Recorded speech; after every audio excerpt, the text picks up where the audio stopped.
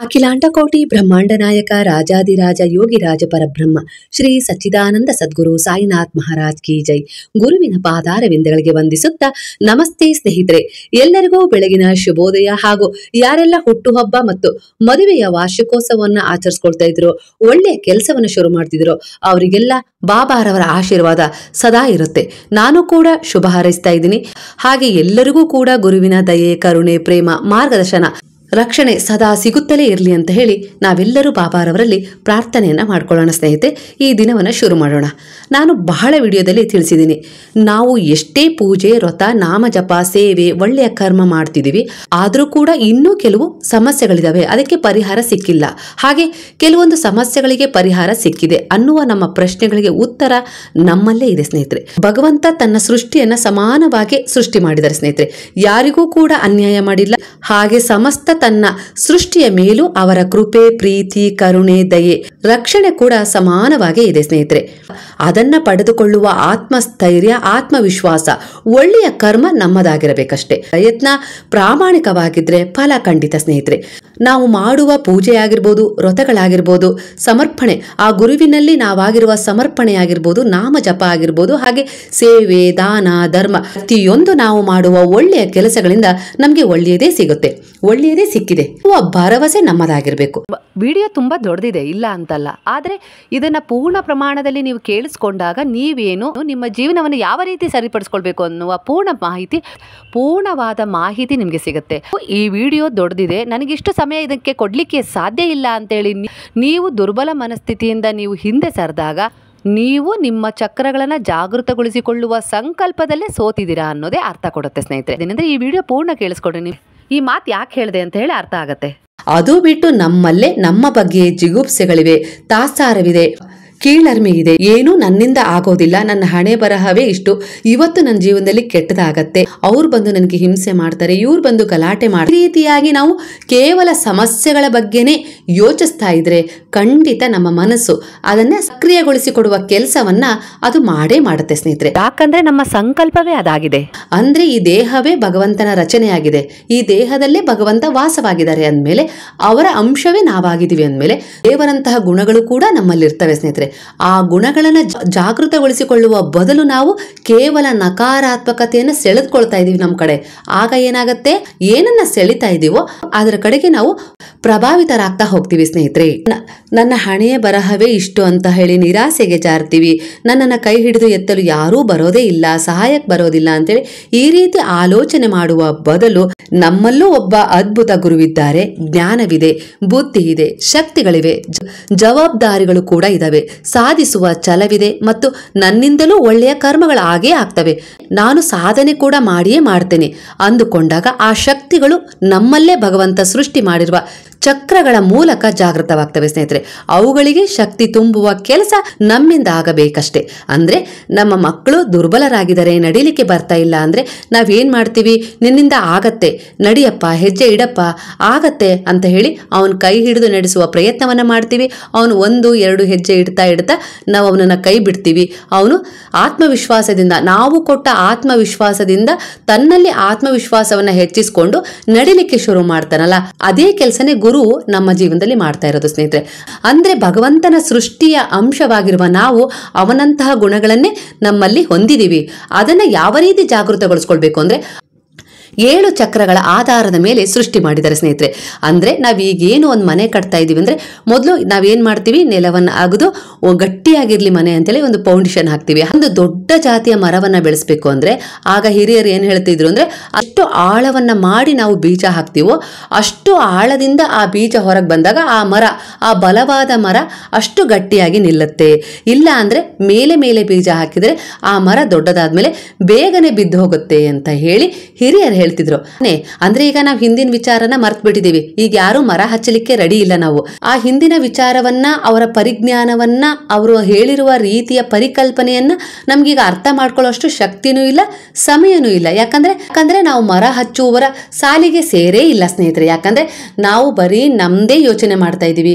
ನಮ್ ಜೀವನ ಹೇಗ್ ಸಾಗಿಸೋದು, ನಮ್ ಕಷ್ಟಗಳನ್ನ ಹೇಗೆ ಪರಿಹಾರ ಮಾಡ್ಕೊಳ್ಳೋದು, ನಾವ್ ಹೇಗ್ ಬದುಕೋದು, ನಾವ್ ಹೇಗ್ ಸುಖ ಪಡೋದು, ಇದ್ರ ಬಗ್ಗೆನೇ ಚಿಂತೆ ಮಾಡ್ತಾ ಇದೀವಿ ಹೊರತು ಆ ಪ್ರಕೃತಿ ವರ್ಷಿಗೊಂದು ಒಳ್ಳೆಯ ರೀತಿಯಲ್ಲಿ ಮರ ಹಚ್ಚಬೇಕು ಅಂತೇಳಿ ನಾವು ಯೋಚಿಸ್ತಾ ಇಲ್ಲ. ಹಾಗಾಗಿ ಆ ವಿಚಾರವನ್ನ ಅಲ್ಲಿಗೆ ಬಿಡೋಣ. ಈಗ ನಾವು ಮನೆ ಅಂತೂ ಕಟ್ಟಬೇಕು ಅಂತ ಯೋಚಿಸ್ತಾ ಇದೀವಲ್ವಾ, ಆದ್ರೆ ಈಗ ನಾವು ಒಂದು ಮನೆ ಕಟ್ಟುವ ಅಂತ ಹೇಳಿ ಒಂದು ಕನಸನ್ನಂತೂ ಕಟ್ಕೊಂಡಿದೀವಿ. ಆ ಮನೆಯನ್ನ ಸುಮ್ಮನೆ ನೆಲದ ಮೇಲೆ, ಸಮಾನವಾಗಿರುವ ನೆಲದ ಮೇಲೆ ಕಟ್ಬಿಡ್ತೀವ. ಅವಾಗ ಏನ್ ಅನ್ಕೊಳ್ತೀವಿ ಹೇಳ್ರಿ, ಅಯ್ಯೋ ಇದು ಮಳೆ ಗಾಳಿಗೆ ತಕ್ಷಣನೇ ಒಂದು ವರ್ಷನೂ ಬಾಳಿಕೆ ಬರಲ್ಲ, ಬಿದ್ದು ಹೋಗ್ಬಿಡ್ತದೆ ಅಂತೀವಿ. ಅದಕ್ಕೋಸ್ಕರ ಏನ್ ಮಾಡ್ತೀವಿ, ಗುಂಡಿಯನ್ನ ಆಳವಾಗಿ ತಗ್ಸಿ ಅದರಲ್ಲಿ ಕಾಡ್ ಕಲ್ಲು, ಗಟ್ಟಿ ಕಲ್ಲು, ಎಲ್ಲಾ ಕಲ್ಲುಗಳನ್ನ ಹಾಕಿ ಫೌಂಡೇಶನ್ ಗಟ್ಟಿ ಮಾಡ್ತೀವಿ. ಈಗಂತೂ ಜನ ಇನ್ನೂ ಗಟ್ಟಿಯಾಗಿರ್ಲಿ ಅಂತೇಳಿ ಪಿಲ್ಲರ್ ಎಪ್ಸಿ ಮನೆಗಳನ್ನ ಕಟ್ತಾರೆ. ಯಾಕಂದ್ರೆ ಮನೆಯನ್ನ 3-4 ಅಂತಸ್ತುಗಳ ಮನೆಯನ್ನ ಕಟ್ತಾ ಇರೋದ್ರಿಂದ ಪಿಲ್ಲರ್ ಅನ್ನ ಹಾಕಿ ಕಟ್ಟುವ ಅಭ್ಯಾಸ ಇದೆ. ಇದನ್ನೆಲ್ಲ ಯಾಕೆ ಮಾಡ್ತಾ ಇದೀವಿ ಹೇಳ್ರಿ, ಮನೆ ಗಟ್ಟಿ ಇರ್ಲಿ, ಬಹಳ ವರ್ಷಗಳ ಕಾಲ ಅದು ಬಾಳಿಕೆ ಬರಲಿ ಅನ್ನುವ ಉದ್ದೇಶದಿಂದ ಕಟ್ತಾ ಇದೀವಲ್ವ ಸ್ನೇಹಿತರೆ. ನಾವು ಕೂಡ ಬಹಳ ವರ್ಷಗಳ ಕಾಲ ಬದುಕ್ಲಿ, ನಾನು ಕೊಟ್ಟಿರುವ ಪೂರ್ಣಾಯಸ್ಸನ್ನು ಇವರು ಪಡೆದುಕೊಳ್ಳಲಿ, ಸುಖಮಯವಾದ ಜೀವನವನ್ನ, ನೆಮ್ಮದಿಯುತವಾದ ಜೀವನವನ್ನ ಸಾಗಿಸ್ಲಿ ಅಂತ ಹೇಳಿ ನಮ್ಮ ಸೃಷ್ಟಿಯನ್ನು ಕೂಡ 7 ಚಕ್ರದ ಆಧಾರದ ಮೇಲೆಯೇ ಆ ಭಗವಂತ ಸೃಷ್ಟಿ ಮಾಡಿದ್ದಾನೆ ಸ್ನೇಹಿತರೆ. ಅದನ್ನೇ ನಾವು ಮರ್ತು ಬಿಟ್ಟಿದ್ದೀವಿ. ಅದನ್ನೇ ನಾವು ಮರೆತು ಕೇವಲ ಬಾಹ್ಯ ವಸ್ತುಗಳ ಕಡೆಗೆ ಗಮನ ಕೊಡ್ತಾ ಇದ್ದೀವಿ. ನಮ್ಗೆ ಅದು ಬೇಕು, ನಮ್ಗೆ ಇದು ಬೇಕು, ಆ ಸುಖ ಬೇಕು, ಈ ಸುಖ ಬೇಕು, ಮನೆ ಹಾಕಟ್ಟೋಣ, ಆಫೀಸ್ ಹಾಕಟ್ಟೋಣ, ಕಾರ್ ತಗೊಳ್ಳೋಣ, ಒಡವೆ ತಗೊಳ್ಳೋಣ, ಬಟ್ಟೆ ತಗೊಳ್ಳೋಣ ಅಂತ ಹೇಳಿ ಬಾಹ್ಯ ವಸ್ತುಗಳ ಕಡೆಗೆ ನಾವು ಚಂಚಲತೆ ಹೊಂದುತ್ತಾ ಇದ್ದೀವಿ. ಹಾಗಾದ್ರೆ ಈ ರೀತಿಯ ಆಸೆಗಳು ತಪ್ಪ ಅನ್ನೋದಾದ್ರೆ ಖಂಡಿತ ತಪ್ಪಲ್ಲ. ಆದರೆ ಮೊದಲು ನಮ್ಮನ್ನು ನಾವು ಅರ್ಥಕೊಳ್ಬೇಕು. ನಮ್ಮಲ್ಲಿರುವ ಎಲ್ಲ ಚಕ್ರಗಳನ್ನು ಜಾಗೃತಗೊಳಿಸ್ಕೊಂಡಾಗ ನಮ್ಮ ಮನಸ್ಸು ಸಮಾನ ಸ್ಥಿತಿಯನ್ನು ಹೊಂದುತ್ತೆ. ಆಗ ನಾವು ಒಳ್ಳೆಯ ಕೆಲಸಗಳನ್ನು, ಒಳ್ಳೆಯ ಕರ್ಮಗಳನ್ನು ಮಾಡ್ತೀವಿ, ದೃಢ ಸಂಕಲ್ಪದಿಂದ ಏನನ್ನಾದರೂ ಸಾಧನೆ ಮಾಡ್ತೀವಿ. ಆಗ ನಾವು ಎಲ್ಲವನ್ನ ಒಂದೊಂದಾಗಿ ಪಡೆದುಕೊಳ್ಳುವಂತಹ ಸಾಮರ್ಥ್ಯವನ್ನು ಹೊಂದಿತೀವಿ. ಅದಕ್ಕೋಸ್ಕರ ಮೊದಲು ನಾವೇನು ಮಾಡಬೇಕು, ನಾವೇನು ಅಂತ ಹೇಳಿ ತಿಳ್ಕೊಳ್ಬೇಕು. ಅದನ್ನೇ ನಾನು ಈ ವಿಡಿಯೋದಲ್ಲಿ ನನ್ನ ಕೈಲಾದಷ್ಟು ಮಟ್ಟಿಗೆ ತಿಳಿಸಿದ್ದೀನಿ ಸ್ನೇಹಿತರೆ. ಹಾಗಾಗಿ ವಿಡಿಯೋ ಪೂರ್ತಿ ನೋಡಿ. ನಮ್ಮನ್ನ ನಾವು ಯಾವ ರೀತಿ ಸಂರಕ್ಷಣೆ ಮಾಡ್ಕೊಳ್ಬೇಕು, ಯಾವ ರೀತಿ ನಮ್ಮಲ್ಲಿರುವ ಚಕ್ರಗಳನ್ನ ಜಾಗೃತಗೊಳಿಸ್ಕೊಳ್ಳೋದ್ರಿಂದ ನಾವು ಕೂಡ ಅಷ್ಟೇ ಗಟ್ಟಿಯಾಗಿರ್ತೀವಿ. ನಾವು ನಮ್ಮ ಮನೆ ಹೇಗೆ ಗಟ್ಟಿಯಾಗಿರ್ಬೇಕು, ಬಹಳ ವರ್ಷ ಬಾಳಿಕೆ ಬರಬೇಕು ಅಂತ ಹೇಳಿ ಪ್ರಯತ್ನ ಪಡ್ತಾ ಇದೀವೋ, ಅದೇ ತರಹ ದೇಹದಿಂದಲೇ ಆಗ್ಲಿ, ಕರ್ಮಗಳಿಂದಲೇ ಆಗ್ಲಿ, ಮನಸ್ಸಿನ ಮೂಲಕವೇ ಆಗ್ಲಿ ನಾವು ಕೂಡ ಸದೃಢರಾಗಬಲ್ಲೆವು ಅನ್ನುವುದನ್ನ ಮರೆತು ವರ್ತಿಸ್ತಾ ಇದೀವಿ ಸ್ನೇಹಿತರೆ. ಆಂತರಿಕವಾಗಿ ಬದುಕುವುದನ್ನೇ ಮರ್ತಿದೀವಿ, ಬಾಹ್ಯವಾಗಿ ಬದುಕ್ತಾ ಇದೀವಿ. ನಮ್ಮ ದೇಹದಲ್ಲೇ ಅಡಗಿರುವ ಆತ್ಮ ಜ್ಯೋತಿಯ ಬೆಳಕನ್ನ ಪ್ರಜ್ವಲಿಸಿಕೊಳ್ಳುವ ಬದಲು ಬಾಹ್ಯ ಲೋಕದ ಆಸೆಗಳನ್ನ ಪ್ರಜ್ವಲಿಸ್ತಾ ಇದೀವಿ ಸ್ನೇಹಿತರೆ. ಇದರಿಂದ ಏನಾಗತ್ತೆ, ಆ ಬಾಹ್ಯ ಲೋಕಗಳ ಆಸೆಗೆ, ಒತ್ತಡಕ್ಕೆ ನಾವು ಸಿಲುಕಿದಾಗ ಏನಾಗತ್ತೆ ಅಂದ್ರೆ ನಾವು ನಮ್ಮೊಳಗಿರುವ ಜ್ಯೋತಿಯನ್ನು ಬೆಳಗಿಸಿಕೊಳ್ಳುವುದರ ಕಡೆಗೆ ಅತ್ಯಂತ ಕಡಿಮೆ ಸಮಯವನ್ನ ಕೊಡ್ತೀವಿ. ಹಾಗೆ ಕೆಲವೊಮ್ಮೆ ಮರ್ತೇ ಬಿಡ್ತೀವಿ. ಇದರಿಂದ ನಾವು ನಂದಿ ಹೋಗ್ತೀವಿ ಸ್ನೇಹಿತರೆ, ಅಂದ್ರೆ ಕಳೆದು ಹೋಗ್ತೀವಿ, ಬೇಗನೆ ಕಳೆದು ಹೋಗ್ತೀವಿ. ನೀವು ಅನ್ಕೊಳ್ಬಹುದು ಇದೇನು ಹೇಳ್ತಾ ಇದ್ದಾರೆ ಅಂತ ಹೇಳಿ. ಖಂಡಿತ ಇದು ನಮ್ಮ ಜೀವನಕ್ಕೆ ಬಹಳ ಹತ್ತಿರವಾದ ವಿಚಾರ. ಅದನ್ನ ನಾನು ಬಹಳ ಸರಳವಾಗಿ ನಿಮಗೆ ವಿವರಿಸಿ ಹೇಳ್ತಾ ಇದ್ದೀನಿ. ನಾವು ಹೇಗೆ ಮನೆ ಗಟ್ಟಿಮುಟ್ಟಾಗಿರ್ಲಿ ಅಂತೇಳಿ, ನಾವು ಕಟ್ಟುವ ಮನೆ ಗಟ್ಟಿಮುಟ್ಟಾಗಿರ್ಲಿ, ಒಳ್ಳೆಯ ಬಾಳಿಕೆ ಬರಲಿ, ಬಹಳ ವರ್ಷಗಳ ಕಾಲ ಅದು ಇರಲಿ ಅಂತ ಹೇಳಿ ಬಯಸ್ತೀವೋ, ಹಾಗೆ ನಾವು ಜನ್ಮ ಕೊಟ್ಟ ನಮ್ಮ ಮಕ್ಕಳು ಒಳ್ಳೆಯವರಾಗ್ಲಿ, ವಿದ್ಯಾವಂತರಾಗ್ಲಿ, ಹಣ ಸಂಪಾದನೆ ಮಾಡಲಿ, ಸಾಧನೆ ಮಾಡಲಿ, ಗುರಿ ಮುಟ್ಲಿ ಅಂತ ಹೇಳಿ ನಾವು ಹೇಗೆ ಆಸೆ ಪಡ್ತೀವೋ, ಅದೇ ತರಹ ನಮ್ಮ ಸೃಷ್ಟಿಗೆ ಕಾರಣನಾದ ಭಗವಂತನು ಕೂಡ ನಮ್ಮಿಂದ ಇದೇ ರೀತಿಯ ಆಸೆಯನ್ನ ನಿರೀಕ್ಷೆ ಮಾಡ್ತಾ ಇದ್ದಾರೆ ಸ್ನೇಹಿತರೆ. ಅದನ್ನ ನಾವು ಮೊದಲು ಅರ್ಥ ಮಾಡ್ಕೊಳ್ಬೇಕಲ್ವಾ. ನಮ್ಮ ಸೃಷ್ಟಿಗೆ ಕಾರಣನಾಗಿರುವ ಭಗವಂತವನ್ನ ಗಟ್ಟಿಗೊಳಿಸ್ಕೊಳ್ಳಿಕ್ಕೆ, ಹಾಗೆ ನಾವು ಬಹಳ ಕಾಲ ಬಾಳುವಂತೆ ಅವರು ಕೂಡ ನಮ್ಮಲ್ಲಿ 7 ಚಕ್ರಗಳನ್ನ ಇಟ್ಟು ಅದರ ಆಧಾರದ ಮೇಲೆ ನಮ್ಮ ದೇಹವನ್ನ ರಚನೆ ಮಾಡಿ ನಾವು ಇಲ್ಲಿ ಸುಖ ಸಂತೋಷ ಅನುಭವಿಸುವಂತೆ ಮಾಡಿದ್ದಾರೆ ಸ್ನೇಹಿತರೆ. ಅವರು ಮಾಡಿದ್ದಕ್ಕೆ ತಾನೇ ಇವತ್ತು ನಾವು ಬಾಹ್ಯ ಲೋಕದಲ್ಲಿರುವ ವಸ್ತುಗಳಿಗಾಗಿ, ವ್ಯಕ್ತಿಗಳಿಗಾಗಿರ್ಬೋದು ಆಸೆ ಪಡ್ತಾ ಇರೋದು ಅಲ್ವಾ ಸ್ನೇಹಿತರೆ. ಅವರೇ ನಮ್ಮ ದೇಹದ ರಚನೆಯನ್ನ ಮಾಡಿರ್ಲಿಲ್ಲ, ಅವರೇ ನಮ್ಮ ಜನ್ಮಕ್ಕೆ ಕಾರಣರಾಗಿರ್ಲಿಲ್ಲ ಅಂದ್ರೆ ನಾವು ಯಾವ್ದ್ರ ಬಗ್ಗೆನೂ ಚಿಂತಿಸ್ಲಿಕ್ಕೆ ಆಗ್ತಾನೆ ಇರ್ಲಿಲ್ವಲ್ವಾ, ನಮ್ಮ ಸೃಷ್ಟಿನೇ ಇಲ್ಲಿ ಇರ್ತಿರ್ಲಿಲ್ಲ. ಹಾಗೆ ಸ್ನೇಹಿತರೆ, ನಾವು ಇಂಜಿನಿಯರ್ ಆಗಿದ್ದೀವಿ, ನಾವೊಂದು ದೊಡ್ಡ ಸೇತುವೆಯನ್ನ ನಮ್ಮ ಬುದ್ಧಿ ಬಲದಿಂದ ಕಟ್ಬೋದು ಅಂತ ಹೇಳಿ ನಾವೆಷ್ಟು ಹೆಮ್ಮೆಯನ್ನ ಪಡ್ತೀವಿ, ಗರ್ವವನ್ನ ಪಡ್ತೀವಲ್ವಾ. ಅಂದ್ರೆ ಅದು ಒಂದು 100 ವರ್ಷಗಳ ಇಲ್ಲ ಒಂದು 200 ವರ್ಷಗಳ ಕಾಲಕ್ಕೆ ಬಿದ್ದು ಹೋಗ್ಬೋದು. ಆದ್ರೆ ಭಗವಂತ ಶಾಶ್ವತವಾಗಿ ನಮ್ಮ ಸೃಷ್ಟಿಯನ್ನ ನಿರಂತರವಾಗಿ ಮಾಡ್ತಾನೆ ಇದಾರಲ್ವಾ ಸ್ನೇಹಿತರೆ. ಆಗೆಲ್ಲ ಋಷಿ ಮುನಿಗಳು ತಮ್ಮ ದೇಹದ ರಚನೆಯ ಆಧಾರದ ಮೇಲೆ ಅದನ್ನ ಅರ್ಥ ಮಾಡ್ಕೊಂಡು ಸಾವಿರಾರು ವರ್ಷಗಳ ಕಾಲ ಬಾಳ್ತಿದ್ರು. ನಾವು ಪುರಾಣಗಳಲ್ಲಿ ಓದಿದೀವಿ ಅಲ್ವಾ. ಯಾಕೆ ಮನುಷ್ಯನ ಆಯಸ್ಸು ಕ್ಷೀಣಿಸ್ತಾ ಬಂತು ಅಂದ್ರೆ ಅದಕ್ಕೆ ಕಾರಣ ನಾವೇ ಸ್ನೇಹಿತರೆ. ನಮ್ಮ ದೌರ್ಬಲ್ಯಗಳು, ನಮ್ಮ ದುರ್ಬಲತೆಗಳು, ನಮ್ಮ ಅತಿಯಾದ ಆಸೆಗಳು, ಹಾಗೆ ಭೌತಿಕವಾದ ಸುಖಗಳ ಭೋಗವನ್ನ ಅನುಭವಿಸಬೇಕು ಅನ್ನುವ ಹಂಬಲ ಸ್ನೇಹಿತರೆ. ಸ್ನೇಹಿತರೆ, ಈಗಾಗಲೇ ನಾನು ನಮ್ಮ ದೇಹದಲ್ಲಿರುವ ಚಕ್ರಗಳ ಬಗ್ಗೆ ಹಿಂದೆ ವಿಡಿಯೋದಲ್ಲಿ ತಿಳಿಸಿದ್ದೀನಿ ಸ್ನೇಹಿತರೆ. ಯಾವ ರೀತಿ ನಮ್ಮ ಚಕ್ರಗಳು ಜಾಗೃತಗೊಳ್ತವೆ ಅಂತ ಹೇಳಿ ನಿಮ್ಗೆ ಆಗ್ಲೇ ನಾನು ತಿಳಿಸಿದ್ದೀನಿ. ಅದನ್ನ ನೀವು ನಕಾರಾತ್ಮಕವಾಗಾದ್ರೂ ಜಾಗೃತಗೊಳಿಸ್ಕೊಳ್ಬಹುದು, ಸಕಾರಾತ್ಮಕವಾಗಿ ಆದ್ರೂ ಜಾಗೃತಗೊಳಿಸ್ಕೊಳ್ಬಹುದು ಸ್ನೇಹಿತರೆ. ಅಂದ್ರೆ ನಮ್ಮ ಹಿರಿಯರು ಏನು ಆಡು ಭಾಷೆಯಲ್ಲಿ ನಮ್ಗೆ ಒಂದೊಂದೇ ಸೂಚನೆಗಳನ್ನ ಕೊಡ್ತಾ ಇದ್ರಲ್ಲ, ಅದಕ್ಕೂ ನಮ್ಮ ದೇಹದಲ್ಲಿರುವ 7 ಚಕ್ರಗಳಿಗೂ ಅವಿನಾಭಾವ ಸಂಬಂಧವಂತೂ ಇದ್ದೇ ಇದೆ ಸ್ನೇಹಿತರೆ. ಬೆಳಗ್ಗೆ ಎದ್ದ ತಕ್ಷಣವಾಗ್ಲಿ, ಹಾಗೆ ದಿನ ಮುಗಿಸಿ ಮಲಗುವಾಗ್ಲೇ ಆಗ್ಲಿ, ನಾವು ಮಾಡುವ ಪ್ರಾರ್ಥನೆಗೆ ಅಂದ್ರೆ ಒಂದು ಸಂಕಲ್ಪಕ್ಕೆ ಬಹಳ ಶಕ್ತಿ ಇದೆ ಸ್ನೇಹಿತರೆ. ಬೆಳಗ್ಗೆ ಎದ್ದ ತಕ್ಷಣ ನಾವು ಈ ರೀತಿ ಪ್ರಾರ್ಥನೆ ಅಂದ್ರೆ ಸಂಕಲ್ಪ ಮಾಡಿ, ನಾವು ದೇವರ ಅಂಶವಾಗಿದ್ದೀವಿ, ನಮ್ಮಲ್ಲೂ ಕೂಡ ದೇವರು ವಾಸವಾಗಿದ್ದಾರೆ, ನಾವು ಕೂಡ ಒಬ್ಬ ಗುರುವಾಗಿದ್ದೀವಿ, ಆ ಗುರುವಾಗುವ ಸಾಮರ್ಥ್ಯ ನಮ್ಮಲ್ಲೂ ಇದೆ, ನನಗೆ ನಾನೇ ಆತ್ಮವಿಶ್ವಾಸವನ್ನ ತುಂಬಿಕೊಳ್ಳುವ ಸಾಮರ್ಥ್ಯ ಕೂಡ ನನ್ನಲ್ಲಿದೆ, ನಾನು ನನ್ನನ್ನ ಸರಿಪಡಿಸಿಕೊಳ್ಳಬಲ್ಲೆ, ಹಾಗೆ ನಾನು ಎಲ್ಲರಲ್ಲೂ ಆ ಗುರುವನ್ನ ಅಂದ್ರೆ ದೇವರನ್ನ ಕಾಣಬಲ್ಲೆ, ದೇವರನ್ನ ಕಾಣ್ತೀನಿ ಅಂದುಕೊಂಡಾಗ ನಮಗೆ ಎಲ್ಲರಲ್ಲೂ ದೇವರ ಪ್ರತಿರೂಪವೇ ಕಾಣುತ್ತೆ. ಆಗ ನಾವು ಬೆಳಗ್ಗೆ ಎದ್ದ ತಕ್ಷಣ ನಮಗೆ ಎದುರಾಗುವುದರಲ್ಲಿ ದ್ವೇಷ, ಮತ್ಸರ, ಅಸೂಯೆ, ಮೋಹ, ಕಾಮ, ಮದ ಉಂಟಾಗೋದಿಲ್ಲ. ಹಾಗೆ ಅವುಗಳಲ್ಲೂ ಸಹ ನನ್ನಲ್ಲಿರುವಂತೆ ದೇವರೇ ವಾಸವಾಗಿದ್ದಾರೆ ಅಂದ್ಕೊಂಡಾಗ ನಮ್ಮ ಮೇಲೆ ನಾವು ಮೇಲೆ ಕೀಳೆಂಬ ಭಾವಕ್ಕೆ ಒಳಗಾಗದೆ ಈ ಸಮಾಜದಲ್ಲಿ ಒಬ್ಬರಿಗೊಬ್ಬರು ಮರ್ಯಾದೆ ಕೊಟ್ಕೊಂಡು ನಡಿಲಿಕ್ಕೆ ಶುರು ಮಾಡ್ತೀವಿ.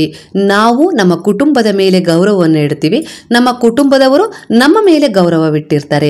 ಹಾಗೆ ನಮ್ಮ ಸ್ನೇಹಿತರಾಗಿರ್ಬೋದು, ಸಂಬಂಧಿಕರಾಗಿರ್ಬೋದು, ನಾವು ಯಾರೇ ಆಗಲಿ, ನಾವು ಯಾವ ರೀತಿ ಗೌರವವನ್ನು ಅವರಿಗೆ ಕೊಡ್ತೀವೋ ಅದೇ ನಮಗೆ ಮರಳಿ ಸಿಗ್ತಾ ಹೋಗುತ್ತೆ ಸ್ನೇಹಿತರೆ. ನಾವೇ ದೇವರ ಅಂಶವಾಗಿದ್ದೀವಿ, ದೇವರ ಗುಣಗಳು ನಮ್ಮಲ್ಲಿದ್ದಾವೆ ಅಂದಾಗ ನಾವೆಲ್ಲರ ರೂಪದಲ್ಲೂ ದೇವರನ್ನ ಕಾಣ್ತೀವಿ. ಪ್ರಾಣಿ, ಪಕ್ಷಿ, ಮನುಷ್ಯರು ಯಾರನ್ನೇ ನೋಡ್ಲಿ ಎಲ್ಲರಲ್ಲೂ ದೇವರು ವಾಸವಾಗಿದ್ದಾನೆ ಅಂತ ಹೇಳಿ ನಾವು ಅಂದ್ಕೊಂಡಾಗ ಪ್ರೀತಿ, ಆದರ, ವಿಶ್ವಾಸ, ನಂಬಿಕೆ, ಒಳ್ಳೆಯ ಕರ್ಮದ ಆಲೋಚನೆಗಳು ನಮ್ಮಲ್ಲಿ ಮೂಡ್ಲಿಕ್ಕೆ ಶುರುವಾಗ್ತವೆ. ಎಲ್ಲ ಕೆಲಸ ಕಾರ್ಯಗಳು ಒಳ್ಳೆಯದಾಗೇ ಇರ್ತವೆ ಆಗ. ಯಾಕಂದ್ರೆ ನಮ್ಮ ಎಲ್ಲ ಪ್ರತಿಯೊಂದು ಕೆಲಸದಲ್ಲೂ ದೇವರಿದ್ದಾನೆ ಅಂತ ಹೇಳಿ ನಾವು ಒಳ್ಳೆ ರೀತಿಯಲ್ಲಿ ಮಾಡ್ತಾ ಇದೀವಿ, ಅದನ್ನ ಒಪ್ಕೊಂಡಿದೀವಿ. ನಾವು ಮಾಡುವ ಎಲ್ಲ ಕೆಲಸವನ್ನ ನಾವು ಪ್ರೀತಿಯಿಂದ ಮಾಡ್ತಾ ಇದ್ದೀವಿ, ಹಾಗೆ ಎಲ್ಲರನ್ನ ನಾವು ಪ್ರೀತಿಯಿಂದ ಕಾಣ್ತಾ ಇದ್ದೀವಿ. ಹಾಗೆ ಎಲ್ಲರಲ್ಲೂ ಒಬ್ಬ ಗುರುವಿದ್ದಾನೆ, ನನ್ನಲ್ಲೂ ಒಬ್ಬ ಗುರುವಿದ್ದಾನೆ. ನಾನು ಯಾರಿಗಾದ್ರೂ ಏನಾದ್ರೂ ಒಂದು ಹೇಳ್ತಾ ಇದ್ದೀನಿ ಅಂದ್ರೆ ಅವರು ನನಗೆ ಏನಾದ್ರೂ ಹೇಳ್ತಾ ಇದ್ದಾರೆ ಅಂದ್ರೆ ನಾನು ಕೊಟ್ಟದ್ದನ್ನ ಅವ್ರು ಸ್ವೀಕರಿಸ್ತಾರೆ, ಅವ್ರು ಕೊಟ್ಟದ್ದನ್ನ ನಾನು ಸ್ವೀಕರಿಸಬೇಕು ಅನ್ನುವ ವಿನಯ, ನಮ್ರತೆ ಬರ್ಲಿಕ್ಕೆ ಶುರುವಾಗುತ್ತೆ. ದಿನನಿತ್ಯ ಬೆಳಗ್ಗೆ ಆಧ್ಯಾತ್ಮಿಕ ಭಾವನೆಯ ಆಲೋಚನೆಗಳೊಂದಿಗೆ ನಮ್ಮ ನೆತ್ತಿಯ ಮೇಲಿರುವ ಸಹಸ್ರಾರು ಚಕ್ರವನ್ನ ಜಾಗೃತಗೊಳಿಸಬೇಕು ಸ್ನೇಹಿತರೆ. ಇಂದ ನಮ್ಮ ಶತ್ರುಗಳೇ ಆಗಿರ್ಲಿ, ನಮ್ಗೆ ಕೆಟ್ಟದನ್ನ ಬಯಸೋರೇ ಆಗಿರ್ಲಿ, ನಮ್ಮ ಎದುರಿಗೆ ಬಂದ ತಕ್ಷಣ ನಮ್ಮ ಮನಸ್ಸು ಸ್ಥಿರವಾಗಿರುತ್ತೆ. ಯಾವುದೇ ರೀತಿ ದ್ವೇಷಕ್ಕೆ, ಮತ್ಸರಕ್ಕೆ ಒಳಗಾಗೋದಿಲ್ಲ. ಇದರಿಂದ ನಮ್ಮ ಕೋಪ ನಮ್ಮ ಹಿಡಿತದಲ್ಲೇ ಇರುತ್ತೆ. ಆಗ ಕೆಟ್ಟ ಕರ್ಮದ ವೃದ್ಧಿ ಕೂಡ ಆಗೋದಿಲ್ಲ ಸ್ನೇಹಿತರೆ. ಇದರಿಂದಲೇ ತಿಳಿಯುತ್ತೆ ನಿಮ್ಮ ಸಹಸ್ರಾರ ಚಕ್ರ, ಇದರಿಂದಲೇ ತಿಳ್ಕೊಂಡ್ಬಿಡ್ರಿ ನಿಮ್ಮ ಸಹಸ್ರಾರ ಚಕ್ರ ಜಾಗೃತಗೊಂಡಿದೆ ಅಂತ ಹೇಳಿ. ಅಂದ್ರೆ ಎಷ್ಟರ ಮಟ್ಟಿಗೆ ನಮ್ಮ ಸಹಸ್ರಾರ ಚಕ್ರ ಜಾಗೃತವಾಗಿರುತ್ತೋ ಅಷ್ಟರ ಮಟ್ಟಿಗೆ ನಾವು ಇನ್ನೊಬ್ಬರಿಗೂ ಗೌರವ ಕೊಡ್ತೀವಿ, ನಾವು ಆ ಗೌರವವನ್ನ ಜೀವನ ಪರ್ಯಂತ ಪಡ್ಕೊಳ್ತಾ ಹೋಗ್ತೀವಿ. ಹಾಗೆ ನಮ್ಮಲ್ಲೂ ದೇವರಿದ್ದಾನೆ ಅಂತೇಳಿ ನಾವು ದೇವರಂತ ಒಳ್ಳೆಯ ಗುಣಗಳನ್ನೇ ನಮ್ಮಲ್ಲಿ ಸ್ಥಿರವಾಗಿಸ್ತೀವಿ. ಹಾಗೆ ನಾವು ಕಾಣುವ ಪ್ರತಿಯೊಬ್ಬರಲ್ಲೂ ಕೂಡ ದೇವರೇ ಇದ್ದಾರೆ ಅಂತೇಳಿ ನಾವು ಅಂದ್ಕೊಳ್ತೀವಿ. ಇದರಿಂದ ನಮ್ಗೆ ಯಾರೇ ಆಗ್ಲಿ ಮೋಸ ಮಾಡಬೇಕು ಅಂತ ಬಂದ್ರು ಕೂಡ ನಮ್ಗೆ ಅವರು ಮೋಸ ಮಾಡ್ಲಿಕ್ಕೆ ಆಗೋದಿಲ್ಲ. ನಾವು ಕೂಡ ಯಾರಿಗೆ ಮೋಸ ಮಾಡ್ತೀವಿ ಅಂತ ಅಂದ್ರೂ ಕೂಡ ನಮ್ಮಿಂದ ಕೂಡ ಮೋಸ ಆಗ್ಲಿಕ್ಕೆ ಸಾಧ್ಯವಿಲ್ಲ ಸ್ನೇಹಿತರೆ. ದೇವ್ರು ಯಾರಿಗಾದ್ರೂ ಮೋಸ ಮಾಡ್ತಾನ? ದೇವ್ರು ಯಾರಿಗಾದ್ರೂ ಕೆಟ್ಟದನ್ನ ಮಾಡ್ತಾನ? ಹಾಗೆ ನಾವು ಕೂಡ ಆಗ್ತೀವಿ. ಅಂದ್ರೆ ನಮ್ಮ ಸಹಸ್ರಾರ ಚಕ್ರ ಈ ರೀತಿ ಜಾಗೃತವಾಗಿದ್ರೆ, ನಾವು ಈ ರೀತಿ ಅದನ್ನ ದಿನನಿತ್ಯ ಜಾಗೃತ ಮಾಡಿದ್ರೆ ಮಾತ್ರ ಅದು ಜಾಗೃತಗೊಳ್ಳುತ್ತೆ. ಅದು ಜಾಗೃತಗೊಂಡಾಗ ನಮ್ಮಲ್ಲಿ ದೈವಿಕ ಮನೋಭಾವನೆಗಳು ಉತ್ಪತ್ತಿಯಾಗ್ತವೆ. ಇದರಿಂದ ಯಾವುದೇ ರೀತಿ ವೀತರಾಗಕ್ಕೆ ನಾವು ಒಳಗಾಗೋದಿಲ್ಲ, ದುಃಖಗಳಿಗೆ ಒಳಗಾಗೋದಿಲ್ಲ, ಸುಖ ಸಂತೋಷ ಬಂದಾಗ ಹಿಗ್ಗೋದಿಲ್ಲ, ಸಮಾನ ಚಿತ್ತರಾಗಿ ದೇವರಂತೆ ಶಾಂತವಾಗಿ ಎಲ್ಲದನ್ನ ಸ್ವೀಕರಿಸುವ ಮನೋಭಾವ ಬರುತ್ತೆ ಅಂತ ಹೇಳಿ ಸ್ನೇಹಿತರೆ. ಹಾಗಂತ ನಾವು ದೇವರಂತೆ ಶಾಂತವಾಗಿದ್ಬಿಟ್ರೆ ನಮ್ಮ ಶತ್ರುಗಳೆಲ್ಲ ನಮ್ಮ ಮೇಲೆ ಯಾವ ರೀತಿ ಪ್ರಭಾವವನ್ನ ಬೀರಿ ಕೆಟ್ಟದ್ ಮಾಡ್ತಾರೆ ಅಂತೇಳಿ ನಾವು ಅನ್ಕೊಳ್ಬಹುದು ಸ್ನೇಹಿತರೆ. ಇಲ್ಲಿ ನಾವು ದಿನನಿತ್ಯ ನಮ್ಮ ಸಹಸ್ರಾರ ಚಕ್ರವನ್ನ ಒಳ್ಳೆಯ ಅಂಶಗಳಿಂದ, ಒಳ್ಳೆಯ ವಿಚಾರಗಳಿಂದ ಜಾಗೃತಗೊಳಿಸ್ತಾ ಇದೀವಿ. ಅದು ಜಾಗೃತಗೊಂಡಾಗ ಯಾರೂ ಕೂಡ ನಮಗೆ ಕೆಟ್ಟದನ್ನ ಮಾಡ್ಲಿಕ್ಕೆ ಸಾಧ್ಯ ಆಗೋದಿಲ್ಲ. ನಮ್ಮ ದೇಹ ದೇಹದಲ್ಲೇ ನಮ್ಮನ್ನ ನಾವು ಕಾಪಾಡಿಕೊಳ್ಳುವ ಶಕ್ತಿಯನ್ನ ಈ ಚಕ್ರಗಳ ಮೂಲಕ ಭಗವಂತ ನಮಗೆ ಕೊಟ್ಟಿದ್ದಾನೆ. ಹಾಗಾಗಿ ಯಾರು ಕೂಡ ನಮಗೆ ಕೆಟ್ಟದ್ ಮಾಡ್ಲಿಕ್ಕೆ ಸಾಧ್ಯ ಆಗೋದಿಲ್ಲ. ಆ ಭಗವಂತ ಕೂಡ ಬಿಡೋದಿಲ್ಲ. ಯಾಕಂದ್ರೆ ಆ ಭಗವಂತನೇ ನಮ್ಮಲ್ಲಿ ಇದಾನಲ್ಲ, ನಾವೇ ದೇವರು ಅಂತ ಅನ್ಕೊಂಡ್ಬಿಟ್ಟಿದೀವಲ್ವಾ. ಹಾಗಾದ್ರೆ ನಮ್ಗೆ ಯಾರಾದ್ರೂ ಕೆಟ್ಟದ್ ಮಾಡ್ಲಿಕ್ಕೆ ಸಾಧ್ಯನಾ? ಬಂದ್ರೂ ಕೂಡ ನಾವು ಸುಮ್ಮನಿರ್ತೀವ? ಧೈರ್ಯವಾಗಿ ಆತ್ಮವಿಶ್ವಾಸದಿಂದ ಎದುರಿಸ್ತೀವಿ ತಾನೆ, ಹೋರಾಟ ಮಾಡ್ತೀವಿ ತಾನೆ. ದೇವರಿಗೂ ರಾಕ್ಷಸರಿಗೂ ಯುದ್ಧ ನಡೆದಾಗ್ಲೆಲ್ಲ ದೇವರೇ ಗೆದ್ದಿದ್ದು ಸ್ನೇಹಿತರೆ. ಯಾಕಂದ್ರೆ ಅವನಲ್ಲಿ ಸಕಾರಾತ್ಮಕ ಊರ್ಜೆಗಳು ಹೆಚ್ಚಿದಾವೆ. ಹಾಗೆ ನಾವು ಕೂಡ ನಮ್ಮಲ್ಲಿ ದೈವಿ ಗುಣಗಳಿದಾವೆ ಅಂದ್ರೆ ಯಾರೇ ಏನೇ ಕೆಟ್ಟದ ಮಾಡ್ಲಿಕ್ಕೆ ಬಂದ್ರೂ ಕೂಡ ನಮ್ಮ ಆತ್ಮವಿಶ್ವಾಸದಿಂದ ನಾವು ಗೆಲ್ತೀವಿ. ಸೋಲು ಒಪ್ಕೊಳ್ಳೋದಿಲ್ಲ, ಸೋಲೋದು ಇಲ್ಲ, ನಮ್ಮನ್ನ ನಾಶ ಮಾಡ್ಲಿಕ್ಕೂ ಯಾರಿಂದಲೂ ಸಾಧ್ಯನೂ ಆಗೋದಿಲ್ಲ ಸ್ನೇಹಿತರೆ. ಈ ರೀತಿಯಾಗಿ ನೀವು ಯಾರಲ್ಲೂ ಕೀಳರಿಮೆಯನ್ನ ಕಾಣೋದಿಲ್ಲ. ಹಾಗೆ ಯಾರಾದ್ರೂ ನಿಮ್ಮಿಂದ ಏನೇ ಸಹಾಯವನ್ನ ಬಯಸಿದಾಗ ಕೂಡ ಅವರು ದುರಾಸೆಯಿಂದ ಕೇಳ್ತಾ ಇದ್ದಾರೆ, ನನ್ನನ್ನ ಉಪಯೋಗಿಸ್ಕೊಳ್ತಾ ಇದ್ದಾರೆ ಅಂತ ಹೇಳಿ ನಿಮ್ಗೆ ಅನ್ಸೋದಿಲ್ಲ. ಯಾಕಂದ್ರೆ ನಿಮ್ಮಲ್ಲೇ ದೇವರು ವಾಸವಾಗಿದ್ದೇನೆ, ಕೂಡ ದೇವರಂತ ಮನುಷ್ಯರಾಗಿದ್ದೀರಿ ಅಂದಾಗ ನಿಮ್ಮಲ್ಲಿ ಯಾರೇ ಸಹಾಯವನ್ನ ಯಾಚಿಸಿ ಬರ್ಲಿ ಅವರ ಕಷ್ಟಗಳಿಗೆ ನೀವು ಸ್ಪಂದಿಸ್ತೀರಾ. ಯಾವುದೇ ರೀತಿ ಅವರಲ್ಲಿ ಏನನ್ನಾದರೂ ಕೆಡಕನ್ನು ಹುಡುಕುವ ಪ್ರಯತ್ನ ಮಾಡೋದಿಲ್ಲ. ಯಾಕಂದ್ರೆ ನೀವು ಕೂಡ ಅವರನ್ನ ದೇವರಂತೆ ಕಾಣ್ತಾ ಇದ್ದೀರಿ. ದೇವರಲ್ಲಿ ಯಾರಾದ್ರೂ ಕೆಡಕನ್ನ ಹುಡುಕುವ ಪ್ರಯತ್ನ ಮಾಡ್ತಾರಾ? ಹಾಗಾಗಿ ನೀವು ಕೂಡ ಆ ರೀತಿ ಮಾಡೋದಿಲ್ಲ ಸ್ನೇಹಿತರೆ. ನಮ್ಮ ನೆತ್ತಿಯ ಮಧ್ಯದಲ್ಲಿರುವ ಈ ಸಹಸ್ರಾರ ಚಕ್ರ ಜಾಗೃತವಾಗಿದ್ರೆ ನಮ್ಮಲ್ಲಿ ಈ ರೀತಿಯ ಗುಣಗಳು ಇರ್ತವೆ ಸ್ನೇಹಿತರೆ. ಹಾಗಾಗಿ ಬೆಳಗ್ಗೆ ಎದ್ದ ತಕ್ಷಣವೇ ನಾವು ಭಗವಂತನಲ್ಲಿ ಒಳ್ಳೆಯ ಸಕಾರಾತ್ಮಕ ಪ್ರಾರ್ಥನೆಯನ್ನ ಸಂಕಲ್ಪವನ್ನ ಮಾಡಿಕೊಂಡು ಎದ್ದೇಳ್ಬೇಕು. ನನ್ನಲ್ಲಿ ಭಗವಂತನ ಅಂಶಗಳಿದಾವೆ, ಇವತ್ತು ಎಲ್ಲದೂ ಒಳ್ಳೇದಾಗತ್ತೆ, ಎಲ್ಲದೂ ಸರಿಯಾಗತ್ತೆ. ಅಂದ್ರೆ ಭಗವಂತ ನಮಗೆ ಹೇಗೆ ಅಭಯವನ್ನ ಕೊಡ್ತಾರಲ್ವಾ, ಎಲ್ಲದೂ ಒಳ್ಳೇದಾಗತ್ತೆ, ಎಲ್ಲದೂ ಸರಿಯಾಗತ್ತೆ, ನಾನಿದ್ದೀನಿ ನಿನ್ ಜೊತೆಗೆ, ಎಲ್ಲ ಸರಿಪಡಿಸ್ತೀನಿ ಅಂತ ಹೇಳಿ ಹೇಗೆ ಭರವಸೆಗಳನ್ನ ಕೊಡ್ತಾರಲ್ಲ, ಅದೇ ರೀತಿಯ ಭರವಸೆಗಳನ್ನ ನಮ್ಗೆ ನಾವೇ ತುಂಬಿಕೊಂಡು ಎದ್ದೇಳುವ ಅಭ್ಯಾಸವನ್ನ ಮಾಡ್ಕೊಳ್ಬೇಕು ಸ್ನೇಹಿತರೆ. ಹಾಗೆ ಈಗ ನಮ್ಮ ಎರಡನೆಯ ಚಕ್ರವಾದ ಆಜ್ಞಾ ಚಕ್ರ ಅಂದ್ರೆ ನಮ್ಮ ಹಣೆಯ ಎರಡು ಹುಬ್ಬುಗಳ ಮಧ್ಯೆ ಇರುವ ಈ ಚಕ್ರವನ್ನೇ ಮೂರನೇ ಕಣ್ಣು ಅಂತ ಹೇಳೋದು ಸ್ನೇಹಿತರೆ. ಇದನ್ನ ಕೂಡ ನಾವು ಜಾಗೃತಗೊಳಿಸ್ಕೊಳ್ಬೇಕು. ಶಿವನಿಗೆ ಅಷ್ಟೇ ಅಲ್ಲ 3 ಕಣ್ಣು ಇರೋದು ಸ್ನೇಹಿತರೆ, ನಮ್ಮಲ್ಲೂ ಕೂಡ 3ನೇ ಕಣ್ಣು ಇರುತ್ತೆ ಸ್ನೇಹಿತರೆ. ಅದನ್ನ ಜಾಗೃತಗೊಳಿಸಿಕೊಳ್ಳುವ ಕ್ಷಮತೆಯಾಗ್ಲಿ, ಬುದ್ಧಿಯಾಗ್ಲಿ, ಜ್ಞಾನವಾಗ್ಲಿ, ಶಕ್ತಿಯಾಗ್ಲಿ ನಮ್ಮಲ್ಲಿಲ್ಲ. ಅದಕ್ಕೆ ಅದನ್ನ ನಮಗೆ ಜಾಗೃತಗೊಳಿಸ್ಕೊಳ್ಳಿಕ್ಕೆ ಸಾಧ್ಯ ಆಗ್ತಾ ಇಲ್ಲ ಸ್ನೇಹಿತರೆ. ಯಾಕಂದ್ರೆ ಪರಿಶ್ರಮ ಬೇಕು, ಪ್ರಾಮಾಣಿಕ ಪ್ರಯತ್ನ ಪಟ್ಟಾಗ ನಾವು ಅದನ್ನು ಮಾಡ್ಲಿಕ್ಕೆ ಸಾಧ್ಯ. ಆದ್ರೆ ನಮ್ಮಿಂದ ಸಾಧ್ಯ ಆಗೋದಿಲ್ಲ. ಯಾಕಂದ್ರೆ ನಮ್ಗೆ ಭೌತಿಕ ವಸ್ತುಗಳ ಬಗ್ಗೆ ಮೋಹ ಇದೆ ಸ್ನೇಹಿತರೆ. ಹಾಗಾಗಿ ಈ ಆಜ್ಞಾ ಚಕ್ರ ಅಂದ್ರೆ ನಮ್ಮ ಹಣೆಯ ಮಧ್ಯದಲ್ಲಿರುವ ಈ ಆಜ್ಞಾ ಚಕ್ರ ಜಾಗೃತಗೊಂಡಾಗ ನಾವು ನಮ್ಮನ್ನೇ ನಂಬ್ತೀವಿ. ಹಾಗೆ ನಮ್ಮ ಮೇಲೆ ನಂಬಿಕೆ ನಮ್ಗಿರುತ್ತೆ. ನಾವು ದುರ್ಬಲರಲ್ಲ. ಈ ಆಜ್ಞಾ ಚಕ್ರ ಜಾಗೃತಗೊಳ್ಳದಿದ್ದಾಗ ನಮ್ಮಲ್ಲಿ ದುರ್ಬಲತೆಗಳು ಕಾಡ್ತವೆ. ಹಾಗಾಗಿ ತಾನೇ ನಮ್ಮ ತಂದೆ ತಾಯಿಗಳಾಗಿರ್ಬೋದು, ನಮ್ಮ ಅಜ್ಜ ಅಜ್ಜಿಯರಾಗಿರ್ಬೋದು, ನಮ್ಮ ಹಿಂದಿನ ಪೂರ್ವಜರಾಗಿರ್ಬೋದು ಬೆಳಗ್ಗೆ ಎದ್ದ ತಕ್ಷಣವೇ ಕೈಕಾಲ್ ಮುಖ ತೊಳ್ಕೊಳ್ಬೇಕು. ತೊಳ್ಕೊಂಡು ದೇವರ ಕುಂಕುಮವನ್ನಾಗ್ಲಿ, ಭಸ್ಮವನ್ನಾಗ್ಲಿ, ವಿಭೂತಿಯನ್ನಾಗ್ಲಿ, ಉದಿಯನ್ನಾಗ್ಲಿ ನಮ್ಮ ಹಣೆಯ ಮಧ್ಯ ಇಟ್ಕೊಳ್ಬೇಕು ಅಂತ ಹೇಳಿದ್ದು ಸ್ನೇಹಿತರೆ. ಯಾಕಂದ್ರೆ ನಾವು ಆ ಕುಂಕುಮವನ್ನ ಇಟ್ಕೊಳ್ಬೇಕಾದ್ರೆ ಸುಮ್ಮನೆ ಇಟ್ಕೊಳ್ತೀವ?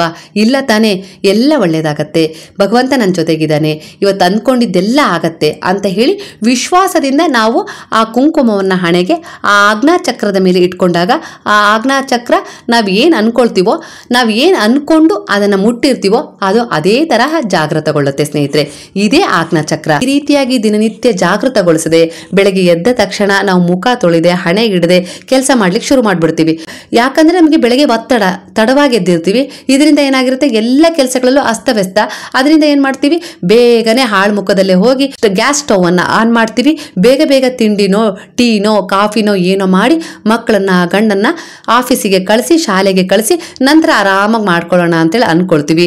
ಅವರನ್ನ ಕಳಿಸಾದ್ಮೇಲೆ ನಾವು ಮುಖ ತೊಳೆದು ಮನೆ ಕೆಲಸ ಎಲ್ಲ ಮಾಡ್ಕೊಳ್ಳೋದ್ರಾಗೆ ಆಗ್ಲೇ ನಾವು ಬೇರೆ ರೀತಿಯ ಒತ್ತಡಕ್ಕೆ ಒಳಗಾಗಿರ್ತೀವಿ. ನಮ್ಮ ಮನಸ್ಸು ಎಲ್ಲೆಲ್ಲೋ ಹರಿದಾಡ್ಲಿಕ್ಕೆ ಶುರುವಾಗ್ತವೆ. ಹಾಗೆ ಅಷ್ಟರೊಳಗೆ ಮನೆಯಲ್ಲೂ ಕೂಡ ಕೆಲವೊಮ್ಮೆ ಸಮಸ್ಯೆಗಳಾಗಿ ಗಂಡ ಹೆಂಡತಿಗೆ ಭಿನ್ನಾಭಿಪ್ರಾಯಗಳು, ಜಗಳಗಳು, ನೀನ್ ಯಾಕೆ ಲೇಟ್ ಆಗಿದ್ದೆ, ಅದರಿಂದನೇ ಇಷ್ಟೆಲ್ಲ ಸಮಸ್ಯೆ ಆಗಿದ್ದು ಅಂತ ಹೇಳ ಅವ್ರು ಅನ್ನೋದು, ಇಲ್ಲ ನಾವು ಅದಕ್ಕೆ ವಾದ ಮಾಡೋದು, ಒಟ್ಟಾರೆಯಾಗಿ ನಮ್ಮ ಮನೆಯಲ್ಲಿ ಕಲಹ ಉಂಟಾಗ್ಬಿಡುತ್ತೆ ಸ್ನೇಹಿತರೆ. ಅದಕ್ಕೆ ಕಾರಣ ನಾವೇ. ಅದನ್ನ ಸರಳವಾಗಿ ಹಿಂದಿನವರು ಏನಂದ್ರು, ಬೆಳಗ್ಗೆ ಎದ್ದ ತಕ್ಷಣ ಕೈಕಾಲ್ ಮುಖ ತೊಳೆದೆ ಹಣೆಗೆ ಕುಂಕುಮವನ್ನಿಟ್ಟು ದೇವರಿಗೆ ನಮಸ್ಕಾರವನ್ನ ಮಾಡಿ ನಮ್ಮ ಕೆಲಸವನ್ನ ಶುರು ಮಾಡಬೇಕು ಅಂತ ಹೇಳಿದ್ದರ ಪರಿ ಇದೇ ಆಗಿತ್ತು ಸ್ನೇಹಿತರೆ. ಅಂದ್ರೆ ನಮ್ಮ ಆಜ್ಞಾ ಚಕ್ರವನ್ನ ನಾವು ಬೆಳಗ್ಗೆ ಎದ್ದ ತಕ್ಷಣ ಜಾಗೃತಗೊಳಿಸ್ಕೊಂಡು ಅದನ್ನ ಸಕ್ರಿಯಗೊಳಿಸಿ ಒಳ್ಳೆಯ ರೀತಿಯಲ್ಲಿ ನಮ್ಮ ಕೆಲಸವನ್ನ ಶುರು ಮಾಡಿದಾಗ ಅದು ತನ್ನ ಕೆಲಸವನ್ನ ತಾನು ಮಾಡ್ಲಿಕ್ಕೆ ಶುರು ಮಾಡುತ್ತೆ. ನಾವೇನ್ ಅನ್ಕೊಂಡಿರ್ತೀವೋ ಅದ್ರ ಬಗ್ಗೆ ಅದು ಕೆಲಸ ಮಾಡುತ್ತೆ. ಆಗ ನಮ್ಮ ಮನಸ್ಸುಗಳು ಕೆಟ್ಟ ವಿಚಾರದ ಬಗ್ಗೆ ನಕಾರಾತ್ಮಕವಾಗಿ ಚಿಂತನೆ ಮಾಡೋದಿಲ್ಲ, ದುರ್ಬಲವಾಗೋದಿಲ್ಲ. ಆತ್ಮವಿಶ್ವಾಸದಿಂದ ನಾವು ಎಲ್ಲ ಕೆಲಸವನ್ನ ಬೇಗ ಬೇಗ ಮಾಡಿ ಮುಗಿಸ್ಕೊಳ್ತೀವಿ. ಯಾವುದೇ ರೀತಿ ಸುಸ್ತು ಆಗೋದಿಲ್ಲ, ಯಾವುದೇ ರೀತಿ ತೂಕಡಿಕೆಯೂ ಉಂಟಾಗೋದಿಲ್ಲ ಸ್ನೇಹಿತರೆ. ಅದಕ್ಕೆ ನಾವು ಬೆಳಗ್ಗೆ ಬೇಗನೆ ಎದ್ದು ಕೈಕಾಲು ಮುಖ ತೊಳೆದು ದೇವರ ಧ್ಯಾನ ಮಾಡಿ, ಹಣೆಗೆ ವಿಭೂತಿ, ಭಸ್ಮ, ಕುಂಕುಮವನ್ನ ಧಾರಣೆ ಮಾಡಿ 5 ನಿಮಿಷಗಳ ಕಾಲ ಪ್ರಾರ್ಥನೆ ಅಂದ್ರೆ ಸಂಕಲ್ಪ ಮಾಡಬೇಕು ಅಂತ ಹೇಳೋದು ಇದಕ್ಕೆ ಸ್ನೇಹಿತರೆ. ಯಾಕಂದ್ರೆ ನಾವು ದೇವರಾಗಿದ್ದೀವಿ. ಸಹಸ್ರಾರ ಚಕ್ರದಲ್ಲಿ ನಾವು ನಮ್ಮನ್ನೇ ದೇವರು ಅನ್ಕೊಳ್ತೀವಿ. ಹಾಗೆ ಈ ಆಜ್ಞಾ ಚಕ್ರದಲ್ಲಿ ನಮ್ಮ 3ನೇ ಕಣ್ಣನ್ನ ತೆರೆದುಕೊಳ್ಳುವ ಪ್ರಯತ್ನವನ್ನ ನಾವು ಮಾಡ್ತಾ ಇದೀವಿ. ಅಂದ್ರೆ ನಮ್ಮಲ್ಲೇ ಇರುವ ಈ 3ನೇ ಕಣ್ಣು ನಮ್ಮಲ್ಲೇ ನಮ್ಗೆ ಆತ್ಮವಿಶ್ವಾಸವನ್ನ ಹೆಚ್ಚಿಸುತ್ತೆ. ನನ್ನಿಂದ ಎಲ್ಲ ಸಾಧ್ಯ ಆಗತ್ತೆ, ನಾನು ಮಾಡಬಲ್ಲೆ, ಇಷ್ಟೊತ್ತಿಗೆ ಎದ್ದು ನಾನು ಇಷ್ಟೊತ್ತಿಗೆ ನನ್ನ ಎಲ್ಲ ಕೆಲಸಗಳನ್ನ ಮುಗಿಸ್ಕೊಂಡು ನಾನು ಏನ್ ಅನ್ಕೊಂಡಿದ್ದೀನೋ ಆ ಸಾಧನೆಯನ್ನ ನಾನು ಮಾಡಬಲ್ಲೆ ಅನ್ನುವ ಜ್ಞಾನವನ್ನ ನಮಗೆ ಕೊಡುತ್ತೆ ಸ್ನೇಹಿತರೆ. ನಾವು ಅವಾಗಿನ ಕಾಲದ ಋಷಿ ಮುನಿಗಳ ತರ ಕಾಡಲ್ಲಿ ಹೋಗಿ ಈ ಆಜ್ಞಾ ಚಕ್ರಗಳನ್ನ ಜಾಗೃತಗೊಳಿಸ್ಕೊಂಡು ಸಿದ್ಧಿಯನ್ನ ಪಡ್ಕೊಳ್ಬೇಕು ಅಂತ ಇಲ್ಲ. ನಮ್ಮ ಸುಖಮಯವಾದ ಸಂಸಾರಕ್ಕೆ ಎಷ್ಟು ಬೇಕೋ ಅಷ್ಟನ್ನಂತೂ ನಾವು ಜಾಗೃತಗೊಳಿಸ್ಕೊಳ್ಬಹುದಲ್ಲ ಸ್ನೇಹಿತರೆ. ಋಷಿ ಮುನಿಗಳು ಭಗವಂತನನ್ನ ಕಾಣುವ ತವಕದಲ್ಲಿದ್ರು, ಹಂಬಲದಲ್ಲಿದ್ರು. ಹಾಗಾಗಿ ಅವರು ಅದಕ್ಕೆ ತಕ್ಕ ಹಾಗೆ ನಿಷ್ಠೆ ನಿಯಮಗಳನ್ನ ಪಾಲಿಸಿ ತಮ್ಮಲ್ಲಿರುವ 7 ಆಜ್ಞಾ ಚಕ್ರಗಳನ್ನ ಅದಕ್ಕೆ ಸಮರ್ಪಕವಾಗಿ ಬದಲಾಯಿಸಿಕೊಂಡು ಭಗವಂತನಲ್ಲಿ ಲೀನವಾದ್ರು. ನಾವು ಆ ಪ್ರಯತ್ನದಲ್ಲಂತೂ ಇಲ್ಲ. ನಮ್ಗೇನು, ನಮ್ಮ ಇರುವ ಇಚ್ಛೆಗಳು ಈಡೇರ್ಬೇಕು, ನಾವು ಒಳ್ಳೆ ರೀತಿಯ ಸಂಸಾರಸ್ಥರಾಗಬೇಕು, ಹಾಗೆ ನಾವು ಜೀವನದಲ್ಲಿ ಸುಖ, ಸಂತೋಷ, ನೆಮ್ಮದಿಯಿಂದ ಇರಬೇಕು ಅಂತ ಹೇಳಿ ಬಯಸ್ತಾ ಇದೀವಿ. ಅದಕ್ಕಾದ್ರೂ ನಾವು ಸ್ವಲ್ಪ ಶ್ರಮವನ್ನ ಈ ರೀತಿಯಾಗಿ ಪಡ್ಲೇಬೇಕಾಗತ್ತೆ ಸ್ನೇಹಿತರೆ. ಭಗವಂತನ ಸೃಷ್ಟಿ ಹೇಗಿದೆ ಅಂದ್ರೆ, ಯಾರು ಯಾವುದನ್ನ ಬಯಸ್ತಾ ಇದಾರೋ, ಯಾವುದು ಬೇಕು ಅಂತ ಹೇಳಿ ಹಂಬಲಿಸ್ತಾ ಇದಾರೋ ಅದನ್ನ ಪಡೆದುಕೊಳ್ಳಿಕ್ಕಾಗಿ ಶ್ರಮ ಅಂತೂ ಪಡ್ಲೇಬೇಕು ಸ್ನೇಹಿತರೆ. ನಾವು ಕಲ್ಲಲ್ಲಿ ರುಬ್ಬಿ ಚಟ್ನಿಯನ್ನ ಮಾಡಿದ್ರೆ ಅದು ಆರೋಗ್ಯಕ್ಕೆ ಒಳ್ಳೇದು ಅಂದಾಗ ನಾವು ಆ ಶ್ರಮವನ್ನ ಪಟ್ಟೇ ಪಡ್ತೀವಿ. ಅದರಿಂದ ಆ ಶ್ರಮಕ್ಕೆ ತಕ್ಕ ಹಾಗೆ ನಮ್ಮ ಆರೋಗ್ಯ ಇರುತ್ತೆ. ಇಲ್ಲಪ್ಪ ನನ್ನಿಂದ ಆಗಲ್ಲ, ಹಾಗಾಗಿ ನಾನು ಬೆಳಗ್ಗೆ ಬೇಗ ಎದ್ದ ತಕ್ಷಣ ಮಿಕ್ಸಿಲೇ ಚಟ್ನಿ ರುಬ್ತೀನಿ ಅಂದ್ರೆ ಆವಾಗ ಏನಾಗುತ್ತೆ, ನಮ್ಮ ಭಾವಕ್ಕೆ ತಕ್ಕ ಹಾಗೆ ಫಲ. ಮಿಕ್ಸಿಯಲ್ಲಿ ರುಬ್ಬಿರುವ ಚಟ್ನಿಗೂ ಕಲ್ಲಲ್ಲಿ ರುಬ್ಬಿರುವ ಚಟ್ನಿಗೂ ಏನ್ ವ್ಯತ್ಯಾಸ ಅಂತ ಹೇಳಿ ನಿಮ್ಗೆ ಗೊತ್ತಾಗತ್ತೆ ಸ್ನೇಹಿತರೆ. ಅದನ್ನ ನಾನು ಹೇಳ್ಬೇಕಾಗಿಲ್ಲ. ಅಂದ್ರೆ ಆಜ್ಞಾ ಚಕ್ರದ ಮೂಲಕ ನನ್ನನ್ನ ನಾನು ನಂಬ್ತೀನಿ, ನನ್ನಿಂದ ನನಗೆ ಒಳ್ಳೇದಾಗತ್ತೆ, ಹಾಗೆ ನನಗೆ ನಂಬಿಕೆ ಕೂಡ ಇದೆ, ನಾನು ಎಲ್ಲವನ್ನ ಸರಿ ಮಾಡ್ತೀನಿ, ಅವನಿಂದ ಸಂಕಲ್ಪ ಮಾಡಬೇಕು. ಈ ಸಂಕಲ್ಪವೇ ದಿನನಿತ್ಯ ಗುರುವಿನ ಸಮರ್ಪಣೆಯ ರೀತಿಯಲ್ಲಿ ಈ ಭಾವನೆಯೇ ನಾವು ಭಗವಂತನಲ್ಲಾಗಿರ್ಬೋದು, ಗುರುವಿನಲ್ಲಾಗಿರ್ಬೋದು ಸಮರ್ಪಣೆ ಮಾಡುವ ಭಾವನೆಯಾಗಿದೆ ಸ್ನೇಹಿತರೆ. ನಮ್ಮಲ್ಲಿ ಭಗವಂತನ ಪ್ರತಿಯಾಗಿ, ಗುರುವಿನ ಪ್ರತಿಯಾಗಿ, ಈ ಪ್ರಕೃತಿಯ, ಈ ಸೃಷ್ಟಿಯ ಪ್ರತಿಯಾಗಿ ಸಮರ್ಪಣೆ ಇರಬೇಕೆ ಹೊರತು ಯಾರಿಗೂ ಆರ್ಡರ್ ಮಾಡ್ತಾ ಇದೀವಿ, ಆಜ್ಞೆ ಮಾಡ್ತಾ ಇದೀವಿ ಅನ್ನೋ ರೀತಿ ಇರಬಾರ್ದು ಸ್ನೇಹಿತರೆ. ನನಗೆ ಅದು ಬೇಕೇ ಬೇಕು, ನನಗೆ ಇದು ಬೇಕೇ ಬೇಕು, ನೀನು ಕೊಡ್ಲೇಬೇಕು, ನಾನು ಇಷ್ಟು ಪೂಜೆ ಮಾಡಿದ್ದೀನಿ, ಇಷ್ಟು ಸೇವೆ ಮಾಡಿದ್ದೀನಿ, ಬೆಳಗ್ಗೆ ಎದ್ದು ಧ್ಯಾನ ಮಾಡ್ತಿದ್ದೀನಿ, ನಾನು ಕೊಡ್ಲೇಬೇಕು ಅನ್ನೋ ರೀತಿಲಿ ಇರಬಾರ್ದು. ಆಜ್ಞೆಯನ್ನ ಮಾಡಿದಾಗ ನಮ್ಮ ಆಜ್ಞಾ ಚಕ್ರ ಅದನ್ನ ಸ್ವೀಕರಿಸುತ್ತೆ, ಅದೇ ರೀತಿಯಾಗಿ ನಮಗೆ ಮರುಕಳಿಸುತ್ತೆ. ಹಾಗಾಗಿ ಅದು ಕೂಡ ನಮಗೆ ಆಜ್ಞೆ ಮಾಡುತ್ತೆ, ನೀನು ಈ ರೀತಿ ಇರು, ಆ ರೀತಿ ಇರು, ಆಗ ಮಾತ್ರ ನಾನು ಕೊಡ್ತೀನಿ ಅಂತ ಹೇಳಿ ಅದು ಆಜ್ಞೆ ಮಾಡುತ್ತೆ. ಹಾಗಾಗಿ ನಾವು ಸಮರ್ಪಣಾ ಮನೋಭಾವದಿಂದ ಶರಣಾದಾಗ ಮಾತ್ರ ನಮ್ಮ ಜೀವನದಲ್ಲಿ ನಮ್ಮ ಇಚ್ಛೆಗಳು ಬೇಗನೆ ಈಡೇರ್ಲಿಕ್ಕೆ ಶುರುವಾಗ್ತವೆ ಸ್ನೇಹಿತರೆ. ಇದು ಕೂಡ ಎಷ್ಟು ಸರಳವಾಗಿದೆಯಲ್ಲ. ನಮ್ಮಲ್ಲೇ ಭಗವಂತನಿದ್ದಾನೆ, ನಮಗೆ ನಾವು ಕೇಳ್ಕೊಳ್ಬೇಕು, ಅದು ಈಡೇರುತ್ತೆ ಅನ್ನೋದನ್ನ ಭಗವಂತ ಈ ರೀತಿಯಾಗಿ ಚಕ್ರಗಳ ಮೂಲಕ ನಮ್ಮಲ್ಲೇ ಆ ಸತ್ಯವನ್ನ, ಸೃಷ್ಟಿಯ ರಹಸ್ಯವನ್ನ ಅಡಗಿಸಿ ಇಟ್ಟಿದ್ದಾರೆ ಸ್ನೇಹಿತರೆ. ಇದನ್ನ ನಾವು ಅರ್ಥ ಮಾಡ್ಕೊಳ್ಬೇಕು. ಹಾಗೆ ಸ್ನೇಹಿತರೆ, 3ನೇ ಚಕ್ರವೇ ಗಂಟಲಿನಲ್ಲಿರುವ ವಿಶುದ್ಧಿ ಚಕ್ರ ಸ್ನೇಹಿತರೆ. ನಾವು ಯಾರ ಜೊತೆಗಾದ್ರೂ ಆತ್ಮವಿಶ್ವಾಸದಿಂದ ಮಾತಾಡ್ತಾ ಇದೀವಿ, ಧೈರ್ಯದಿಂದ ಮಾತಾಡ್ತಾ ಇದೀವಿ. ಯಾವುದೇ ಒಂದು ಭಾಷಣ ಮಾಡ್ಲಿಕ್ಕಾಗಿರ್ಬೋದು, ಪ್ರಶ್ನೆಗಳನ್ನ ಕೇಳಿದಾಗ ಶಾಲೆಯಲ್ಲಿ ಧೈರ್ಯವಾಗಿ ಎದ್ದು ಉತ್ತರ ಹೇಳ್ತಾ ಇದೀವಿ ಅಂದ್ರೆ ನಮ್ಮ ವಿಶುದ್ಧಿ ಚಕ್ರ ತುಂಬಾ ಚೆನ್ನಾಗಿ ಜಾಗೃತವಾಗಿದೆ ಅಂತ ಹೇಳಿ ಅರ್ಥ ಕೊಡುತ್ತೆ ಸ್ನೇಹಿತರೆ. ಇಲ್ಲ ಅಂದ್ರೆ ಇದು ಸ್ವಲ್ಪ ಪ್ರಮಾಣದಲ್ಲಿ ಜಾಗೃತಗೊಂಡಿಲ್ಲ ಅಂದಾಗ ನಮ್ಮಲ್ಲಿ ಭಯ, ಯಾರ್ದೋ ಎದುರಿಗೆ ಏನನ್ನಾದ್ರೂ ಹೇಳಲಿಕ್ಕೆ ಭಯ, ವ್ಯಕ್ತಪಡಿಸ್ಲಿಕ್ಕೆ ಭಯ ನಮ್ಮ ಮನಸ್ಸಲ್ಲಿರುತ್ತೆ. ಧೈರ್ಯವಾಗಿ ಹೇಳ್ಬೇಕು ಅಂತ ಹೇಳಿ, ಆದ್ರೆ ಅದನ್ನ ಗಂಟಲಿನ ಮೂಲಕ ಹೊರಗೆ ಹಾಕ್ಲಿಕ್ಕೆ ನಮ್ಗೆ ಆಗೋದಿಲ್ಲ. ಅಧೈರ್ಯ ನಮ್ಗೆ ಕಾಡುತ್ತೆ, ದುರ್ಬಲತೆ ನಮ್ಗೆ ಕಾಡುತ್ತೆ. ಅಂದ್ರೆ ವಿಶುದ್ಧಿ ಚಕ್ರ ಜಾಗೃತಗೊಂಡಿಲ್ಲ ಅಂತಾನೆ ಇದರ ಅರ್ಥ ಸ್ನೇಹಿತರೆ. ನಮಗೆ ಮುಜುಗರ ಆಗ್ತಾ ಇದೆ, ನಾಚಿಕೆ ಆಗ್ತಾ ಇದೆ, ಒಂಥರ ಅನಿಸ್ತಾ ಇದೆ ಅಂತ ಹೇಳಿ ಹೀಗೆಲ್ಲ ಭಾವನೆಗಳು ಉಂಟಾಗೋದು ನಮ್ಮ ವಿಶುದ್ಧಿ ಚಕ್ರ ಜಾಗೃತವಾಗಿರಲ್ಲ ಸರಿಯಾಗಿ. ಆಗ ಮಾತ್ರ ನಮಗೆ ಈ ರೀತಿಯ ದುರ್ಬಲತೆ ಕಾಡ್ಲಿಕ್ಕೆ ಶುರುವಾಗುತ್ತೆ. ಇದರಿಂದ ಕೂಡ ನಮಗೆ ಥೈರಾಯ್ಡ್ ಸಮಸ್ಯೆ ಬರುವ ಸಾಧ್ಯತೆ ಕೂಡ ಇದೆ ಅಂತ ಹೇಳಿ ಕೆಲವೊಂದು ಪತ್ರಿಕೆಗಳಲ್ಲಿ ನಾನು ಓದಿದ್ದೀನಿ ಸ್ನೇಹಿತರೆ. ಅದಕ್ಕೋಸ್ಕರ ಇಂಥವರಿಗೆ ಥೈರಾಯ್ಡ್ ಸಮಸ್ಯೆ ಶುರುವಾಗಿರುತ್ತೆ. ಹಾಗಾಗಿ ಇಂತಹ ಸಮಯದಲ್ಲಿ ನೀವು ಬೆಳಗ್ಗೆ ಎದ್ದ ತಕ್ಷಣ ಯಾವುದೋ ಸಮಯದಲ್ಲಿ ನೀವು ಧ್ಯಾನಕ್ಕೆ ಕುಳಿತಾಗ ಹಮ್ ಹಂ ಅಂತ ಹೇಳಿ ಒಂದು 21 ಸಾರಿನೋ 33 ಸಾರಿನೋ ಈ ರೀತಿಯಾಗಿ ಹೇಳ್ಕೊಡ್ರಿ ಸ್ನೇಹಿತರೆ. ಇದು ವಿಶುದ್ಧಿ ಚಕ್ರದ ಮೂಲ ಬೀಜ ಮಂತ್ರವಾಗಿದೆ ಸ್ನೇಹಿತರೆ. ಕೆಲವೊಮ್ಮೆ ಇದನ್ನ ಜಾಗೃತಗೊಳಿಸ್ಕೊಳ್ಬೇಕಾಗತ್ತೆ. ಯಾಕಂದ್ರೆ ಕೆಲವೊಂದು ಗಂಟಲಿನ ಸಮಸ್ಯೆಗಳಿರ್ತಾವಲ್ವಾ, ಆಗ ನಾವು ಈ ಮೂಲ ಬೀಜ ಮಂತ್ರವನ್ನ ಹೇಳ್ಕೊಂಡಾಗ ನಮ್ಮಲ್ಲಿ ಆತ್ಮವಿಶ್ವಾಸ ಹೆಚ್ಚಾಗತ್ತೆ, ಹಾಗೆ ಗಂಟಲು ಶುದ್ಧಿ ಆಗತ್ತೆ, ವಾಕ್ಚಾತುರ್ಯ ಬರುತ್ತೆ. ನಾವು ಯಾವಾಗ್ಲೂ ಸತ್ಯ ಹೇಳುವ ಧೈರ್ಯ ಮಾಡ್ತೀವಿ, ನೇರವಾಗಿ ಮಾತಾಡ್ತೀವಿ, ಎಲ್ಲವನ್ನ ಧೈರ್ಯವಾಗಿ ಎದುರಿಸುವ ಗುಣ ಇರುತ್ತೆ, ಆತ್ಮವಿಶ್ವಾಸದ ಒಳ್ಳೆಯ ಭಾವ ಇರುತ್ತೆ, ಆ ಧೈರ್ಯ ದುರ್ಬಲತೆ ಇರಲ್ಲ. ಹಾಗೆ ಮಾತನಾಡುವಾಗ ಕೂಡ ನಾವು ತಡವರಿಸೋದಿಲ್ಲ. ಏನೇ ಆದ್ರೂ ನಮ್ಮ ವಾಕ್ಚಾತುರ್ಯ ಚೆನ್ನಾಗಿರುತ್ತೆ ಸ್ನೇಹಿತರೆ. ಅದೇ ಈ ಚಕ್ರ ಜಾಗೃತವಾಗಿಲ್ಲ ಅಂದಾಗ ನಮ್ಗೆ ಯಾರ ಹತ್ರನೂ ಮಾತಾಡ್ಲಿಕ್ಕೆ ಧೈರ್ಯನೇ ಬರೋದಿಲ್ಲ. ನಮ್ಮ ಕುಟುಂಬದ ಜೊತೆಗೆ ನಾವು ಕೂತ್ಕೊಂಡಿರ್ತೀವಿ, ನಮ್ಮ ಸಂಬಂಧಿಕರ ಎದುರಿಗೆ ನಾವಿರ್ತೀವಿ, ನಮ್ಗೆ ಅವ್ರು ಏನೋ ಒಂದು ಪ್ರಶ್ನೆಯನ್ನ ಕೇಳ್ತಾ ಇದ್ದಾರೆ ಅಂದಾಗ ಅದಕ್ಕೆ ಉತ್ತರ ಕೊಡುವ ಸಾಮರ್ಥ್ಯ, ಆ ಉತ್ತರ ನಮ್ಮಲ್ಲಿ ಇರುತ್ತೆ ಒಳಗಡೆ, ಆದ್ರೆ ಅದನ್ನ ಹೊರ ಹಾಕುವ ಧೈರ್ಯ ನಮ್ಗಿರಲ್ಲ, ಆತ್ಮವಿಶ್ವಾಸ ನಮ್ಗಿರಲ್ಲ. ಅವರಿಗೆ ನಾವು ಹೆದರ್ತಾ ಇದೀವಿ. ಹಾಗೆ ಸತ್ಯ ಹೇಳಲಿಕ್ಕೂ ಕೂಡ ಕೆಲವೊಮ್ಮೆ ನಾವು ಹೆದರ್ತೀವಿ ಸ್ನೇಹಿತರು. ಅವ್ರು ಹೇಳ್ತಾ ಇರೋದು ಸುಳ್ಳು, ಸತ್ಯ ಅಲ್ಲ ಅಂತ ಹೇಳಿ ನಮ್ಗೆ ಗೊತ್ತಿರುತ್ತೆ, ಆದ್ರೂ ಕೂಡ ಅದನ್ನ ನೇರವಾಗಿ ಹೇಳುವ ಗುಣವನ್ನ, ಕ್ಷಮತೆಯನ್ನ ನಾವು ಕಳ್ಕೊಂಡಿರ್ತೀವಿ. ಅಂದ್ರೆ ನಮ್ಮ ವಿಶುದ್ಧ ಚಕ್ರ ಅಷ್ಟಾಗಿ ಜಾಗೃತಗೊಂಡಿರಲ್ಲ ಸ್ನೇಹಿತರೆ, ಅದನ್ನ ನಾವು ಜಾಗೃತಗೊಳಿಸ್ಕೊಂಡಿರಲ್ಲ.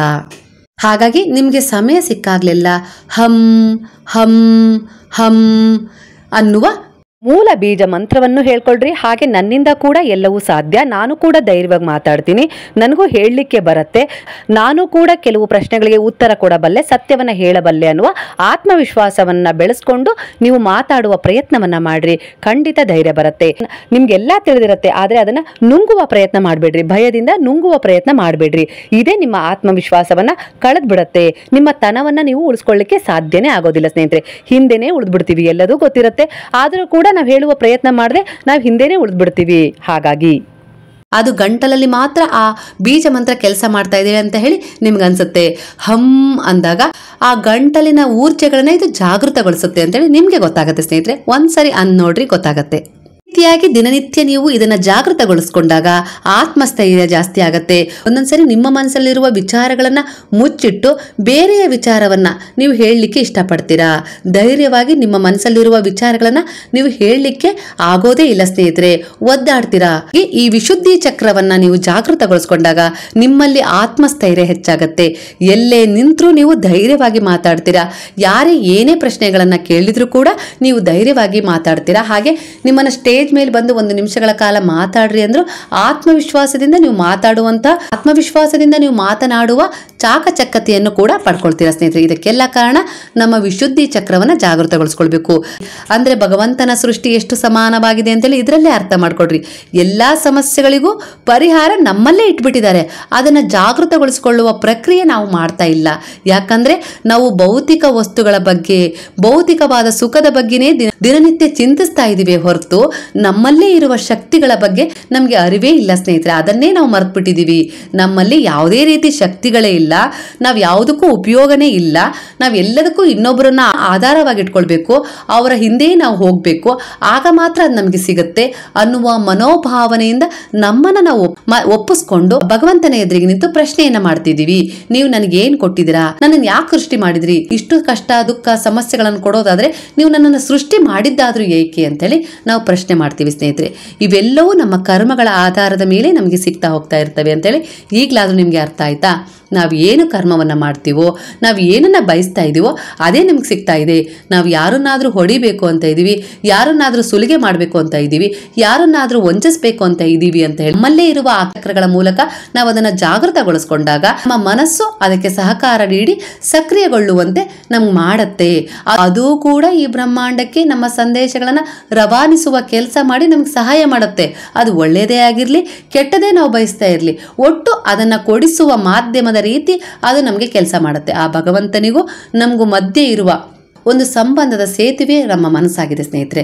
ಹಾಗಾಗಿ ನಮ್ಮ ಮನಸ್ಸಿನ ಆಲೋಚನೆಗಳು ಎಷ್ಟು ದೃಢ ವಿಶ್ವಾಸದಿಂದ ಕೂಡಿರ್ತವೋ ನಾವು ಏನನ್ನಾದ್ರೂ ಇಲ್ಲಿ ಪಡ್ಕೊಳ್ತೀವಿ, ಸಾಧನೆ ಕೂಡ ಮಾಡ್ಕೊಳ್ತೀವಿ. ನಮ್ಮ ಮನಸ್ಸಿನ ಆಲೋಚನೆಗಳು ಕೀಳ ಮಟ್ಟದಲ್ಲಿರ್ತವೋ, ದುರ್ಬಲವಾಗಿರ್ತವೋ ಅದೇ ನಮ್ಗೆ ದಿನನಿತ್ಯ ಸಿಗ್ತಾ ಹೋಗುತ್ತೆ ಸ್ನೇಹಿತರೆ. ಅದನ್ನೇ ನಾವು ಜೀವನ ಪೂರ್ತಿ ಪಡ್ಕೊಳ್ತಾ ಹೋಗ್ತೀವಿ. ಮೂಲ ಬೀಜ ಮಂತ್ರದೊಂದಿಗೆ ಜಾಗೃತಗೊಳಿಸ್ಕೊಳ್ರಿ, ಆತ್ಮವಿಶ್ವಾಸವನ್ನ ಬೆಳೆಸ್ಕೊಳ್ರಿ, ಹಾಗೆ ಸತ್ಯವನ್ನೇ ಮಾತಾಡ್ರಿ, ಎದುರಿಸ್ರಿ. ಜೀವನದಲ್ಲಿ ಎಲ್ಲದೂ ಒಳ್ಳೇದಾಗತ್ತೆ. ನಾವು ಸತ್ಯವನ್ನ ಒಪ್ಕೊಂಡು ನಾವು ಎದುರಿಸಿ ನಿಂತಾಗ ಆ ಭಗವಂತ ನಮ್ಮಲ್ಲೇ ಇರುವ ಆ ಭಗವಂತ ಜಾಗೃತಗೊಳ್ತಾನೆ. ಅಂದ್ರೆ ನಮ್ಮಲ್ಲೇ ಇರುವ ದೈವಿಕ ಗುಣಗಳು ಜಾಗೃತಗೊಳ್ತವೆ. ಆಗ ಯಾರೂ ಕೂಡ ನಮ್ಮನ್ನ ಏನು ಮಾಡಲಿಕ್ಕೆ ಸಾಧ್ಯವಿಲ್ಲ. ಹಾಗೆ ಸ್ನೇಹಿತರೆ, ನಮ್ಮ 4ನೆಯ ಚಕ್ರ ಇರುವುದೇ ನಮ್ಮ ಎದೆಯ ಭಾಗದಲ್ಲಿ, ಅನಾಹತ ಚಕ್ರ. ಇದು ಜಾಗೃತವಾಗಿದ್ರೆ ನಾವು ಪ್ರೀತಿಯನ್ನ ಕೊಡುವ ಹಾಗೆ ಪ್ರೀತಿಯನ್ನ ಸ್ವೀಕರಿಸ್ತೀವಿ, ಒಳ್ಳೆಯದನ್ನ ಕೊಡ್ತೀವಿ, ಹಾಗೆ ಒಳ್ಳೆಯದನ್ನ ಪಡ್ಕೊಳ್ತೀವಿ. ಈ ಸೃಷ್ಟಿಯಲ್ಲಿ ಪಡೆದಿದ್ದಕ್ಕೆಲ್ಲ ಕೃತಜ್ಞತೆಯನ್ನ ದೇವರಿಗೆ ಅರ್ಪಿಸ್ಬೇಕು. ಹಾಗೆ ನಮಗೆ ಸಹಾಯ ಮಾಡಿರುವವರಿಗೂ ಕೃತಜ್ಞತೆಯನ್ನ ಅರ್ಪಿಸ್ಬೇಕು. ನಾವು ಏನನ್ನಾದ್ರೂ ಪಡ್ಕೊಂಡಾಗ ಬೇರೆಯವರಿಂದ ಅವರಿಗೆ ಒಂದು ಕೃತಜ್ಞತಾ ಭಾವದ ಧನ್ಯವಾದಗಳನ್ನು ಅರ್ಪಿಸುವ ಮನೋಭಾವನೆಯನ್ನ ನಾವೀಗ ಹೊಂದುತ್ತಾ ಇದ್ದೀವಿ. ಹಿಂದೆ ನಮ್ಮಲ್ಲಿ ಆ ಗುಣ ಇರಲಿಲ್ಲ, ಈಗ ನಾವು ಹೊಂದುತ್ತಾ ಇದ್ದೀವಿ. ಅಂದ್ರೆ ನಿಮ್ಮ ಈ ಚಕ್ರ ಈಗ ಜಾಗೃತಗೊಂಡಿದೆ ಅಂತಾನೆ ಅರ್ಥ ಸ್ನೇಹಿತರೆ. ನಾವು ಈಗ ಸಂದೇಶಗಳನ್ನ ಕೇಳ್ತಾ ಇದ್ದೀವಿ, ಬಾಬಾರವರ ಕಡೆಗೆ ಹೋಗಿದ್ದೀವಿ, ಗುರುವಿನ ಕಡೆಗೆ ನಾವು ಹೋಗಿದ್ದೀವಿ. ಅಂದ್ರೆ ಈ ಗುರುವಿನಿಂದ ನಿಮಗೆ, ಸದ್ಗುರುವಿನಿಂದ ನಿಮಗೆ ಸಿಗ್ತಾ ಇರೋದೇ ನಿಮ್ಮ 7 ಚಕ್ರಗಳ ಜಾಗೃತ ಅವಸ್ಥೆ ಸ್ನೇಹಿತರೆ. ಅಂದ್ರೆ ನಿಮ್ಮನ್ನೇ ನಿಮಗೆ ಪರಿಚಯ ಮಾಡಿಸ್ಕೊಡ್ತಾ ಇದ್ದಾರೆ. ನಿನ್ನಲ್ಲೇ ಶಕ್ತಿಗಳಿದಾವೆ, ಅವುಗಳನ್ನ ಜಾಗೃತಗೊಳಿಸು ಕಂದ ಅಂತ ಹೇಳಿ ಹೇಳ್ತಾ ಇದ್ದಾರೆ. ಆಗ ನೀನೇ ದೇವರು ಅನ್ನುವ ಅರಿವು ನಿನಗಾಗತ್ತೆ. ನನ್ನ ಸೃಷ್ಟಿ ನೀನಂದ ಮೇಲೆ ನೀನು ದೇವರೇ ತಾನೇ ಅಂತ ಬಾಬಾ ನಮಗೆ ಈ ರೀತಿಯಾಗಿ ಹೇಳ್ತಾ ಇದ್ದಾರೆ ಸ್ನೇಹಿತರೆ. ಹಾಗಾಗಿ ನಾವಿಲ್ಲಿ ಏನನ್ನೇ ಪಡ್ಕೊಂಡಿರ್ಲಿ, ಈ ಸೃಷ್ಟಿ ನಮ್ಗೆ ಏನೆಲ್ಲ ಕೊಟ್ಟಿದೆಯಲ್ಲ ಅದಕ್ಕೆಲ್ಲ ಧನ್ಯವಾದಗಳನ್ನು ಅರ್ಪಿಸಬೇಕು. ಹಾಗೆ ನಮ್ಮಂತೆ ಪ್ರಾಣಿ ಪಕ್ಷಿಗಳು ಎಲ್ಲವೂ ಈ ಭೂಮಿ ಮೇಲೆ ಇದಾವೆ, ಅವಕ್ಕೂ ಕೂಡ ವಾಸಿಸ್ಲಿಕ್ಕೆ ಬದುಕಲಿಕ್ಕೆ ಹಕ್ಕಿದೆ ಇಲ್ಲೇ ಅಂತೇಳಿ ಅವುಗಳಿಗೂ ಸಹಾಯ ಮಾಡಬೇಕು. ಗಿಡಗಳಿಗೂ ನಾವು ಬದುಕಲಿಕ್ಕೆ ಅವಕಾಶ ಮಾಡಿಕೊಡ್ಬೇಕು. ನಾವ್ ಹೇಗ್ ಬದುಕ್ತಾ ಇದೀವೋ ಅವು ಕೂಡ ಅದೇ ರೀತಿ ಬದುಕಲಿ ಅನ್ನೋ ಮನೋಭಾವನೆಯನ್ನ ನಾವು ಹೊಂದುತ್ತಾ ಇದೀವಿ. ಅಂದ್ರೆ ನಮ್ಮಲ್ಲಿ ಈ ಅನಾಹತ ಚಕ್ರ ಜಾಗೃತಗೊಳ್ತಾ ಇದೆ. ಅಂದ್ರೆ ಇದನ್ನೇ ಹೇಳೋದು, ಹೃದಯದಲ್ಲಿ ಅಂತಃಕರಣ ಜಾಗೃತಗೊಳ್ತಾ ಇದೆ ಅಂತ. ಯಾಕಂದ್ರೆ ಇಂತಹ ವಿಚಾರಗಳಿಂದ ನಾವು ನಮ್ಮನ್ನ ತುಂಬಿಸ್ಕೊಳ್ತಾ ಇದೀವಿ ಅಂದಾಗ ಅನಾಹತ ಚಕ್ರವನ್ನ ಜಾಗೃತಗೊಳಿಸ್ಕೊಳ್ತಾ ಇದೀವಿ. ಇದಿರೋದು ನಮ್ಮ ಎದೆಯ ಭಾಗದಲ್ಲಿ. ಆಗ ನಾವು ಏನನ್ನೇ ಯೋಚಿಸಿದರೂ ಅದನ್ನ ಹೃದಯ ಸಮರ್ಪಣಾ ಭಾವದಿಂದ, ಒಳ್ಳೆಯ ಭಾವದಿಂದ ಯೋಚಿಸ್ತಿದ್ದೀವಿ ಅನ್ನೋದನ್ನ ಸೂಚಿಸುತ್ತೆ ಸ್ನೇಹಿತರೆ. ಅಂದ್ರೆ ನಾವು ಈಗ ಹಿಂದಿನಂತಿಲ್ಲ, ನಮ್ಮಲ್ಲಿ ದಯೆ ಇದೆ, ಧರ್ಮ ಇದೆ, ನಿಸ್ಸಹಾಯಕರ ಸೇವೆ ಮಾಡಬೇಕು, ಒಳ್ಳೆಯ ಪ್ರೇಮವನ್ನ ಎಲ್ಲರಿಗೂ ಕೊಡಬೇಕು, ಪ್ರೀತಿಯನ್ನ ಹಂಚಬೇಕು, ಒಳ್ಳೆಯ ರೀತಿಯಲ್ಲಿ ಬದುಕಬೇಕು, ಕರುಣೆಯನ್ನ ತೋರ್ಬೇಕು ಅನ್ನುವ ಗುಣ ನಮ್ಮಲ್ಲೀಗ ಬಂದಿದೆ. ಅಂದ್ರೆ ಅದಕ್ಕೆಲ್ಲ ಕಾರಣ ನಾವೀಗ ನಮ್ಮ ಅನಾಹತ ಚಕ್ರವನ್ನ ಜಾಗೃತಗೊಳಿಸ್ಕೊಂಡಿದೀವಿ ಅಂತಾನೆ ಅರ್ಥ ಸ್ನೇಹಿತರೆ. ಇದಕ್ಕೆ ಕಾರಣ ಆ ಗುರುವಾಗಿದ್ದಾರೆ, ಅವರ ಮಾರ್ಗದರ್ಶನವಾಗಿದೆ, ಅವರ ಸಂದೇಶವಾಗಿದೆ ಸ್ನೇಹಿತರೆ. ಆ ಗುರುವು ನಮ್ಮ ಜೀವನದಲ್ಲಿ ಬಂದಿದ್ದಾರೆ ಅಂದಮೇಲೆ ಅವರು ನಮ್ಮನ್ನ ಪರಿಪೂರ್ಣವಾಗಿ ಮಾಡ್ತಾರೆ ಅನ್ನೋದಕ್ಕೆ ಉದಾಹರಣೆ ಕೂಡ ಇದೇ ಆಗಿದೆ ಸ್ನೇಹಿತರೆ. ಈಗ ನಮ್ಮಲ್ಲಿ ಇವೆಲ್ಲ ಚಕ್ರಗಳು ಜಾಗೃತವಾಗ್ತಾ ಇದಾವೆ ಅಂದಮೇಲೆ ನಾವು ಒಳ್ಳೆಯ ರೀತಿಯಲ್ಲಿ ಮಾನವೀಯತೆಯ ಮೌಲ್ಯಗಳನ್ನ ಅರಿತು ದೈವಿಕ ಗುಣಗಳನ್ನ ನಮ್ಮಲ್ಲಿ ಜಾಗೃತಗೊಳಿಸ್ಕೊಳ್ತಾ ಇದ್ದೀವಿ. ಇದಕ್ಕೆಲ್ಲ ಕಾರಣ ಗುರುವೇ ಆಗಿದಾರಲ್ವಾ. ಸದ್ಗುರುವಿನ ಕೆಲಸ ಕೂಡ ಇದೆ ಅಲ್ವಾ, ನಮ್ಮನ್ನ ಜಾಗೃತಗೊಳಿಸ್ಬೇಕು, ಪರಿಪೂರ್ಣಗೊಳಿಸ್ಬೇಕು. ನಾವು ಅವರಲ್ಲಿ ಸಮರ್ಪಣೆಯಾಗಿದ್ದೀವಿ ಅಂದಾಗ ನಾವು ಬಯಸಿದ್ದನ್ನೆಲ್ಲ ಪಡೆಯುವ ಶಕ್ತಿಯನ್ನ ಕೂಡ ನಮಗೆ ಕೊಡ್ತಾ ಹೋಗ್ತಾರೆ ಸ್ನೇಹಿತರೆ. ಇದಕ್ಕೆ ಅವರು ಮೊದಲು ಮಾಡುವ ಕೆಲಸ ನಮ್ಮನ್ನ ನಮಗೆ ಪರಿಚಯ ಮಾಡಿಕೊಡೋದಾಗಿದೆ. ಈ ಅನಾಹುತ ಚಕ್ರದ ಬಗ್ಗೆ ನೀವು ಕೇಳಿಸ್ಕೊಳ್ತಾ ಇದ್ದೀರಿ ಅಂದಾಗ ನಿಮ್ಮಲ್ಲಿ ಈ ರೀತಿಯ ಗುಣಗಳು ಬಂದಿದಾವೆ ಅಂದ್ರೆ ಕೃತಜ್ಞತೆಗಳನ್ನ ತಿಳಿಸ್ರಿ. ಹಾಗೆ ನಿಮ್ಮಲ್ಲಿ ವಿರುದ್ಧವಾದ ಗುಣಗಳಿದಾವೆ ಅಂದ್ರೆ ಎಂ ಅನ್ನುವ ಈ 4ನೆಯ ಅನಾಹತ ಚಕ್ರದ ಮೂಲ ಬೀಜ ಮಂತ್ರಾಕ್ಷರವನ್ನ ಹೇಳ್ಕೊಳ್ರಿ ಸ್ನೇಹಿತರೆ. ಬೆಳಗ್ಗೆ ಎದ್ದ ತಕ್ಷಣ ಅಂದ್ರೆ ಈಗ ನಿಮ್ಮಲ್ಲಿರುವ ನಾನು, ನನ್ನದು ಅನ್ನುವ ಅಹಂಕಾರ ಸ್ವಲ್ಪ ಮಟ್ಟಿಗೆ ಕಡಿಮೆ ಆಗ್ತಾ ಇದೆ. ನಾನು ಇಲ್ಲಿ ಒಳ್ಳೆಯ ಕರ್ಮಗಳನ್ನ ಮಾಡಬೇಕು, ನನ್ನಲ್ಲಿರುವ ತಪ್ಪುಗಳನ್ನ ತಿದ್ಕೊಳ್ಬೇಕು ಅಂತೇಳಿ ಈಗ ನಿಮಗೆ ಅರಿವಾಗ್ತಾ ಇದೆ. ನಾನು ಕೂಡ ಒಳ್ಳೆಯದನ್ನ ಈ ಜಗತ್ತಿಗೆ ಕೊಡಬಲ್ಲೆ ಅನ್ನುವ ಆತ್ಮವಿಶ್ವಾಸ ನಿಮ್ಮಲ್ಲಿ ಹೆಚ್ಚುತ್ತಾ ಇದೆ ಅನ್ನೋ ಮನೋಭಾವನೆಯನ್ನ ಈ ಅನಾಹತ ಚಕ್ರ ನಿಮ್ಮಲ್ಲಿ ಮೂಡಿಸುತ್ತೆ ಸ್ನೇಹಿತರೆ. ಹಾಗಾಗಿ ನಿಮ್ಮಲ್ಲಿ ಯಾವ ಗುಣಗಳು ಇದಾವೋ ಅದಕ್ಕೆ ಕೃತಜ್ಞತೆಗಳನ್ನ ತಿಳಿಸ್ರಿ. ಹಾಗೆ ನಿಮ್ಮ ಕೈಲಾದ ಸಣ್ಣ ಪುಟ್ಟ ಸಹಾಯಗಳನ್ನ ಕೂಡ ನೀವೀಗ ಮಾಡ್ತಾ ಇದ್ದೀರಾ ಅಂದ್ರೆ ನಿಮ್ಮ ಹೃದಯ ಭಾಗದ ಅನಾಹತ ಚಕ್ರ ಈಗ ಜಾಗೃತವಾಗಿದೆ. ಅದರಿಂದ ನೀವು ಹೃದಯಕ್ಕೆ ಹತ್ತಿರವಾದ, ಹೃದಯಕ್ಕೆ ಹಿತ ನೀಡುವ ಕೆಲಸಗಳನ್ನ ಮಾಡ್ತಾ ಇದ್ದೀರಾ. ಹಾಗೆ ಸ್ನೇಹಿತರೆ, 5ನೆಯ ಚಕ್ರವೇ ನಮ್ಮ ನಾಭಿಯ ಮೇಲಿದೆ, ಅಂದ್ರೆ ಹೊಕ್ಕಳಿನ ಮೇಲ್ಭಾಗದಲ್ಲಿರುವುದು ಮಣಿಪುರ ಚಕ್ರವೇ ನಮ್ಮ 5ನೆಯ ಚಕ್ರವಾಗಿದೆ ಸ್ನೇಹಿತರೆ. ಮೂಲ ಬೀಜ ಮಂತ್ರ ಇದೆ, ಅದುವೇ ಎಂ ಎಂ ಎಂ. ಹೀಗೆ ಹೇಳ್ಕೊಂಡು ನೋಡ್ರಿ, ಅದು ನಿಮ್ಗೆ ಎಲ್ಲಿ ಸ್ಪರ್ಶ ಆಗತ್ತೆ ಅಂತ ಹೇಳಿ ನಿಮ್ಗೆ ಗೊತ್ತಾಗತ್ತೆ. ಆ ಜಾಗವೇ ಮಣಿಪುರ ಚಕ್ರ ಇರೋ ಜಾಗ ಸ್ನೇಹಿತರೆ. ಚಕ್ರ ನಮ್ಮಲ್ಲಿ ಜಾಗೃತಗೊಂಡಿದ್ರೆ ನಮ್ಮಲ್ಲಿ ಎಲ್ಲರಿಗೂ ಗೌರವ ಕೊಡುವ ಗುಣವಿರುತ್ತೆ. ನಮ್ಮ ಮೇಲೆ ನಮ್ಗೆ ಮೊದಲು ಗೌರವ ಇರುತ್ತೆ.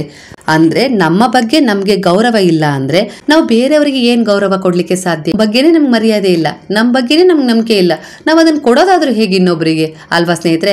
ಜಾಗೃತಗೊಂಡಿದ್ರೆ ನಾವು ಇನ್ನೊಬ್ರಿಗೆ ಮರ್ಯಾದೆ ಕೊಡ್ತೀವಿ, ಮರ್ಯಾದೆ ಕೊಟ್ಟು ಮರ್ಯಾದೆ ತಗೊಳ್ತೀವಿ. ಈ ಮಣಿಪುರ ಚಕ್ರ ಜಾಗೃತಗೊಂಡಿಲ್ಲ ಅಂದ್ರೆ ನಾವು ನಮಗೂ ಕೂಡ ಮರ್ಯಾದೆ ಕೊಡ್ಕೊಳ್ಳೋದಿಲ್ಲ, ಹಾಗೆ ಬೇರೆಯವ್ರಿಗೂ ಕೂಡ ಮರ್ಯಾದೆಯನ್ನ ಕೊಡುವ ಅಭ್ಯಾಸ ನಮ್ಮಲ್ಲಿ ಇರೋದಿಲ್ಲ ಸ್ನೇಹಿತರೆ. ನೀವು ಇದನ್ನ ಯೋಚಿಸಿ ನೋಡ್ರಿ. ಈ ಮಣಿಪುರ ಚಕ್ರ ನಿಮ್ಮಲ್ಲಿ ಜಾಗೃತಗೊಂಡಿದ್ರೆ ನೀವು ನಿಮ್ಮನ್ನ ಎಲ್ಲಿಟ್ಕೊಂಡಿದ್ದೀರಿ ಅನ್ನೋದ್ರ ಮೇಲೆ ಗೊತ್ತಾಗತ್ತೆ. ನೀವು ನಿಮ್ಮನ್ನ ಯಾವ ಭಾವದಲ್ಲಿಟ್ಟು ತೂಗ್ತಾ ಇದ್ದೀರೋ ಅದರ ಮೇಲೆಯೇ ನಿಮ್ಮ ಮಣಿಪುರ ಚಕ್ರ ಎಷ್ಟು ಜಾಗೃತವಾಗಿದೆ ನಿಮ್ಗೆ ಗೊತ್ತಾಗತ್ತೆ ಸ್ನೇಹಿತರೆ. ಆಗ ನಿಮ್ಮ ತಪ್ಪುಗಳನ್ನ ತಿದ್ಕೊಂಡು ಅದನ್ನ ಒಳ್ಳೆ ರೀತಿಯಲ್ಲಿ ಜಾಗೃತಗೊಳಿಸ್ಕೊಳ್ರಿ. ಅಂದ್ರೆ ಸೆಲ್ಫ್ ಕಾನ್ಫಿಡೆಂಟ್ ಅಂತಾರಲ್ಲ, ಆತ್ಮವಿಶ್ವಾಸ, ಅದನ್ನ ನಾವು ನಮ್ಗೆ ಕೊಟ್ಕೊಂಡಿರೋದಿಲ್ಲ. ನಮ್ ಬಗ್ಗೆನೆ ನಮಗೆ ತಾತ್ಸಾರ, ಆಲಸ್ಯ, ಸೋಮಾರಿತನ, ಎದ್ರಾಯ್ತು ಬಿಡು, ಮಲ್ಕೊಂಡ್ರಾಯ್ತು ಬಿಡು, ಆಮೇಲೆ ಸ್ನಾನ ಮಾಡಿದ್ರಾಯ್ತು ಬಿಡು, ತಲೆ ಬಾಚ್ಕೊಂಡ್ರಾಯ್ತು ಬಿಡು, ನಾಳೆ ಬಾಚ್ಕೊಂಡ್ರಾಯ್ತು ಬಿಡು, ಆಮೇಲೆ ಮಾಡಿದ್ರಾಯ್ತು ಬಿಡು, ಈ ರೀತಿ ನಾವು ನಮ್ಮ ಬಗ್ಗೆ ಆಲಸ್ಯ ತೋರಿಸ್ತೀವಿ. ನಮ್ಮನ್ನೇ ನಾವು ಗೌರವದಿಂದ ಕಾಣೋದಿಲ್ಲ. ನಮ್ಮ ದೇಹದ ಬಗ್ಗೆ ನಮಗೆ ಆಲಸ್ಯ ಇರುತ್ತೆ. ಯಾವುದೇ ರೀತಿ ನಮ್ಮ ದೇಹವನ್ನ ನಾವು ಶುಚಿಯಾಗಿ ಇಟ್ಕೊಳ್ಳಕ್ಕೆ ಇಷ್ಟಪಡೋದಿಲ್ಲ. ಅಂದ್ರೆ ನಮ್ಮ ಬಗ್ಗೆನೇ ನಮಗೆ ಒಂದು ರೀತಿ ತಾತ್ಸಾರ ಇರುತ್ತೆ. ಹಾಗಾಗಿ ನಾವು ಬೇರೆಯವರಲ್ಲೂ ಕೂಡ ಅದನ್ನೇ ಬಯಸ್ತಾ ಇರ್ತೀವಿ. ನಾವ್ ಹೇಗಿದೀವೋ ಬೇರೆಯವರು ಕೂಡ ಅದೇ ರೀತಿ ಇರಬೇಕು. ನಾನ್ 3 ದಿನಕ್ಕೊಂದ್ಸರಿ ಸ್ನಾನ ಮಾಡ್ತೀನಿ ಅಂದ್ರೆ ಬೇರೆಯವರು ಕೂಡ 3 ದಿನಕ್ಕೊಂದ್ಸರಿನೇ ಸ್ನಾನ ಮಾಡ್ಬೇಕು. ಅವರು ಕೂಡ ತುಂಬಾ ಚೆನ್ನಾಗಿರೋ ಹಾಗಿಲ್ಲ, ಅವರು ಕೂಡ ತುಂಬಾ ಚೆನ್ನಾಗಿ ಅಲಂಕಾರ ಮಾಡ್ಕೊಂಡು ಶುದ್ಧವಾಗಿರೋ ಹಾಗಿಲ್ಲ. ಯಾಕಂದ್ರೆ ನಾನ್ ಹಾಗಿದ್ದೀನಿ, ಅವರು ಹಾಗಿರ್ಬೇಕು. ನನ್ನನ್ನು ನಾನು ಹಾಗೆ ಒಪ್ಕೊಂಡಿದ್ದೀನಿ ಅಂದ್ಮೇಲೆ ನೀನು ಹಾಗೆ ಇರ್ಬೇಕು. ಈಗ ಗಂಡ ಹೆಂಡತಿ ಇರ್ತಾರೆ ಅನ್ಕೊಳ್ರಿ. ಗಂಡ ಹೇಗೆ ಅಂದ್ರೆ ಹೆಂಡತಿ ಹೊರಗೆ ಹೋಗ್ಬಾರ್ದು, ಒಳ್ಳೆ ಸೀರೆ ಉಟ್ಕೊಳ್ಬಾರ್ದು, ಒಳ್ಳೆ ಬಟ್ಟೆ ಹಾಕೋಬಾರ್ದು, ಹೂ ಮುಡ್ಕೋಬಾರ್ದು, ಅವಳು 4 ಗೋಡೆಯ ಮಧ್ಯೆನೇ ಬದುಕಬೇಕು, ಅವಳು ನಾನು ಹೇಳ್ದ ಹಾಗೆ ಇರಬೇಕು, ದಿನನಿತ್ಯ ಕೆಲಸ ಮಾಡಬೇಕು, ಮುಸ್ರಿ ತರ ಬಿದ್ದಿರಬೇಕು ಅನ್ನೋ ರೀತಿಯಲ್ಲಿ ಒಬ್ರು ಗಂಡಸರಿದ್ದಾರೆ ಅಂದ್ರೆ ಅವರ ಈ ಮಣಿಪುರ ಚಕ್ರ ಜಾಗೃತಗೊಂಡಿರಲ್ಲ ಸ್ನೇಹಿತರೆ. ತಮ್ಮ ಬಗ್ಗೆ ಅದೇ ರೀತಿ ಇರ್ತಾರೆ, ಇನ್ನೊಬ್ರು ಅದೇ ರೀತಿ ಇಡ್ಲಿಕ್ಕೆ ಇಷ್ಟಪಡ್ತಾರೆ ಅಂತ ಈ ಚಕ್ರ ಸೂಚಿಸುತ್ತೆ ಸ್ನೇಹಿತರೆ. ಅಂದ್ರೆ ಸಂಕ್ಷಿಪ್ತವಾಗಿ ಇದನ್ನ ಹೇಳ್ತಾರೆ, ಆದ್ರೆ ನಾನು ಇದನ್ನ ನಿಮಗೆ ಉದಾಹರಣೆ ಕೊಟ್ಟು ಹೇಳೋದು ಯಾಕೆ ಅಂದ್ರೆ ಅರ್ಥ ಮಾಡ್ಕೊಂಡು ನಿಮ್ಮಲ್ಲೇ ಇರುವ ಚಕ್ರಗಳನ್ನ ಜಾಗೃತಗೊಳಿಸ್ಕೊಂಡ್ರೆ ನಿಮ್ಮ ಜೀವನ ತುಂಬಾ ಸಂತೋಷದಿಂದ ಕೂಡಿರುತ್ತೆ, ನಿಮ್ಮ ಎಲ್ಲ ಸಮಸ್ಯೆಗಳು ದೂರವಾಗ್ತವೆ ಅನ್ನೋ ಒಂದೇ ಒಂದು ಕಾಳಜಿಯಿಂದ ಹೇಳ್ತಾ ಇದ್ದೀನಿ ಸ್ನೇಹಿತರೆ. ಈ ಮಣಿಪುರ ಚಕ್ರವನ್ನ ನೀವು ಜಾಗೃತಗೊಳಿಸ್ಕೊಳ್ಬೇಕು ಅಂದ್ರೆ ನೀವು ದಿನನಿತ್ಯ ರಂ ರಂ ರಂ ಅನ್ನುವ ಮೂಲ ಬೀಜ ಮಂತ್ರವನ್ನ ಹೇಳ್ಕೊಡ್ರಿ ಸ್ನೇಹಿತರೆ. ಅಂದ್ರೆ ಮಣಿಪುರ ಚಕ್ರದ ಮೂಲ ಬೀಜ ಮಂತ್ರ ಇದಾಗಿದೆ. ಈ ಮಣಿಪುರ ಚಕ್ರ ನಿಮ್ಮಲ್ಲಿ ಜಾಗೃತವಾಗಿದೆ ಅಂದ್ರೆ ನಮ್ಮಲ್ಲೂ ಒಂದು ಶಕ್ತಿ ಇದೆ, ನಾವು ಕೂಡ ಒಂದು ಶಕ್ತಿಯಾಗಿದ್ದೀವಿ. ಭಗವಂತನ ಶಕ್ತಿಗಳ ಸೃಷ್ಟಿಯಲ್ಲಿರುವ ಮುಗ್ಧತೆಗೆ ನಾವು ಗೌರವಿಸಬೇಕು. ಹಣ ಸಂಪತ್ತು ಅಧಿಕಾರ ಏನೂ ಅಲ್ಲ. ಹಣ ಇಲ್ಲ, ಮನೆ ಇಲ್ಲ, ಜೀವನದಲ್ಲಿ ಕೇವಲ ಕಷ್ಟಗಳಿವೆ ಅಂತ ಹೇಳಿ ನಮ್ಮನ್ನ ನಾವು ಗೌರವಿಸುವುದನ್ನ ಬಿಡಬಾರ್ದು. ಬಿಡ್ಲೇಬಾರ್ದು. ನಮ್ಮಲ್ಲಿ ಈ ರೀತಿಯ ಜಿಗುಪ್ಸೆಗಳು ಕೆಲವೊಮ್ಮೆ ನಮ್ಮನ್ನ ಕಾಡ್ತಾ ಇರ್ತವೆ. ಮಣಿಪುರ ಚಕ್ರ ಯಾರಲ್ಲಿ ಜಾಗೃತಗೊಂಡಿಲ್ಲ, ಕೆಲವರು ಖಿನ್ನತೆಗೆ ಜಾರ್ಬಿಡ್ತಾರೆ. ಎಷ್ಟೇ ದುಡಿದ್ರು ಇಷ್ಟೇ ಹಣ ಬರ, ಯಾವುದೇ ರೀತಿ ಪರಿವರ್ತನೆ ನಮ್ಮಲ್ಲಿ ಇಲ್ಲ. ಹಣ ಇಲ್ಲ, ಮನೆ ಕಟ್ಲಿಕ್ಕೆ ಆಗ್ತಾ ಇಲ್ಲ, ಹಣ ಕೂಡಿಡ್ಲಿಕ್ಕೆ ಆಗ್ತಾ ಇಲ್ಲ, ಮಕ್ಕಳು ಮದುವೆ ಮಾಡಕ್ ಆಗ್ತಾ ಇಲ್ಲ. ಇದೆಲ್ಲ ಸಮಸ್ಯೆಗಳು ನಮ್ಮನ್ನ ದುರ್ಬಲರನ್ನಾಗಿಸ್ತಾ ಇದ್ದೇವೆ ಅಂದ್ರೆ ಮಣಿಪುರ ಚಕ್ರ ಜಾಗೃತಗೊಂಡಿಲ್ಲ ಅಂತಾನೆ ಅರ್ಥ ಸ್ನೇಹಿತರೆ. ಭಗವಂತನ ವಾಸವಿದೆ ಅಂತ ಹೇಳಿ ನಮ್ಮನ್ನ ನಾವು ಗೌರವಿಸಿಕೊಳ್ಳುವುದನ್ನ ಕಲ್ತಾಗ ಕೂಡ ಗೌರವವನ್ನ ಕೊಡ್ತೀವಿ. ಹಾಗೆ ನಮ್ಮ ಮೇಲೆ ನಮ್ಗೆ ನಂಬಿಕೆ ಬಂದಾಗ ಸೃಷ್ಟಿಕರ್ತನ ಮೇಲೆ ಕೂಡ ನಮ್ಗೆ ನಂಬಿಕೆ ಬರುತ್ತೆ. ಆಗ ನಾವು ಈ ರೀತಿಯ ಒಳ್ಳೆಯ ಆಲೋಚನೆಗಳಿಂದ ನಮ್ಮ ಸುಪ್ತ ಮನಸ್ಸನ್ನ ಸಕ್ರಿಯಗೊಳಿಸ್ಲಿಕ್ಕೆ ಶುರು ಮಾಡಿದಾಗ ನಮ್ಮ ಮನಸ್ಸು ಅದರ ಮೇಲೆಯೇ ಸಕ್ರಿಯಗೊಳ್ಳುತ್ತೆ. ಆಗ ನಮ್ಮ ಬಗ್ಗೆಯೇ ನಮ್ಗೆ ಗೌರವ ಇಲ್ಲ, ನಮ್ಮ ಬಗ್ಗೆಯೇ ನಮ್ಗೆ ಆದರ ಇಲ್ಲ, ಪ್ರೀತಿ ಇಲ್ಲ, ವಿಶ್ವಾಸ ಇಲ್ಲ, ನಂಬಿಕೆ ಇಲ್ಲ, ನಮ್ಮನ್ನೇ ನಾವು ಶುದ್ಧವಾಗಿಟ್ಕೊಳ್ಳಿಕ್ಕೆ ಪ್ರಯತ್ನ ಪಡ್ತಾ ಇಲ್ಲ. ಬಾಹ್ಯವಾಗಿ ಮತ್ತು ಆಂತರಿಕವಾಗಿ ಎರಡೂ ಪ್ರಯತ್ನ ನಾವು ಮಾಡ್ತಾ ಇಲ್ಲ ಅಂದಾಗ ಏನಾಗುತ್ತೆ ಅಂದ್ರೆ ನಮ್ಮ ದೇಹ ಅನಾರೋಗ್ಯದ ಗೂಡಾಗತ್ತೆ, ಮನಸ್ಸು ಖಿನ್ನತೆಗೆ ಜಾರಿ ನಾವು ಹುಚ್ಚರಂತೆ ವರ್ತಿಸ್ಲಿಕ್ಕೆ ಶುರುವಾಗ್ತೀವಿ. ಮನಸ್ಸಿನ ಸ್ಥೀಮಿತವನ್ನ ಕಳ್ಕೊಂಡು ಹೇಡಿಗಳಾಗ್ಬಿಡ್ತೀವಿ. ಹಾಗೆ ನಮಗೂ ಕೂಡ ಗೌರವ ಕೊಡ್ಕೊಳ್ಳೋದಿಲ್ಲ, ಹಾಗೆ ನಮ್ಮನ್ನ ನಂಬಿ ಬಂದವರಿಗೂ ಕೂಡ ನಾವು ಗೌರವವನ್ನ ಕೊಡೋದೇ ಇಲ್ಲ ಸ್ನೇಹಿತರೆ. ಈ ಮಣಿಪುರ ಚಕ್ರ ನಿಮ್ಮಲ್ಲಿ ಜಾಗೃತಗೊಂಡಿದೆಯೋ ಇಲ್ವೋ ನೀವೇ ಒಮ್ಮೆ ಯೋಚನೆ ಮಾಡಿ ನೋಡ್ಕೊಳ್ರಿ ಸ್ನೇಹಿತರೆ. ಇಲ್ಲಿ ಹೇಳಿರುವ ವಿಚಾರದ ಪ್ರಕಾರ ನಾನು 6 6ನೇ ಚಕ್ರವಾದ ನಾಭಿಯ ಅಂದ್ರೆ ಹೊಕ್ಕಳಿನ ಕೆಳಭಾಗದ ಸ್ವಾದಿಷ್ಠಾನ ಚಕ್ರದ ಬಗ್ಗೆ ಹೇಳ್ತೀನಿ ಸ್ನೇಹಿತರೆ. ಸ್ವಾದಿಷ್ಠಾನ ಚಕ್ರ ಜಾಗೃತಗೊಂಡಿದ್ರೆ ನಾವು ಜೀವನದಲ್ಲಿ ಏನೇ ಸವಾಲುಗಳಾಗಿರ್ಲಿ, ಕಷ್ಟಗಳಾಗಿರ್ಲಿ ಬಂದರೂ ಕೂಡ ಎದುರಿಸ್ತೀವಿ ಸ್ನೇಹಿತರೆ. ಧೈರ್ಯದಿಂದ, ಆತ್ಮವಿಶ್ವಾಸದಿಂದ ಅವುಗಳನ್ನ ಸ್ವೀಕರಿಸ್ತೀವಿ. ಹಾಗೆ ಅದನ್ನ ಸುಲಭವಾಗಿ ಪರಿಹಾರ ಮಾಡಿಕೊಳ್ಳುವ ಆತ್ಮವಿಶ್ವಾಸ ನಮ್ಮಲ್ಲಿ ಹೆಚ್ಚಿರುತ್ತೆ.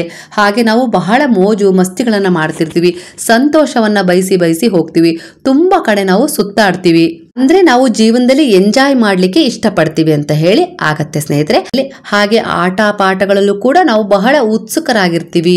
ಎಲ್ಲ ಕಡೆ ತಿರುಗಾಡೋದಂದ್ರೆ ಇಷ್ಟ, ಮದುವೆಗೆ ಹೋಗೋದಿಷ್ಟ, ಫಂಕ್ಷನ್ಗೆ ಹೋಗೋದಿಷ್ಟ, ಒಂದು ಸಣ್ಣ ಪುಟ್ಟ ಫಂಕ್ಷನ್ಗಳಿಗೂ ನಾವು ಬೇಜಾರು ಮಾಡ್ಕೊಳ್ದೆ ಹೋಗ್ತೀವಿ. ಅಂದ್ರೆ ಮೋಜು ಮಸ್ತಿಗಳಲ್ಲಿ ನಮ್ಗೆ ಬಹಳ ಆಸಕ್ತಿ ಇದೆ ಅಂತ ಹೇಳಿ ನಮ್ಗೆ ಈ ಚಕ್ರ ಜಾಗೃತಗೊಂಡಾಗ ಸೂಚನೆ ಸಿಗತ್ತೆ ಸ್ನೇಹಿತರೆ.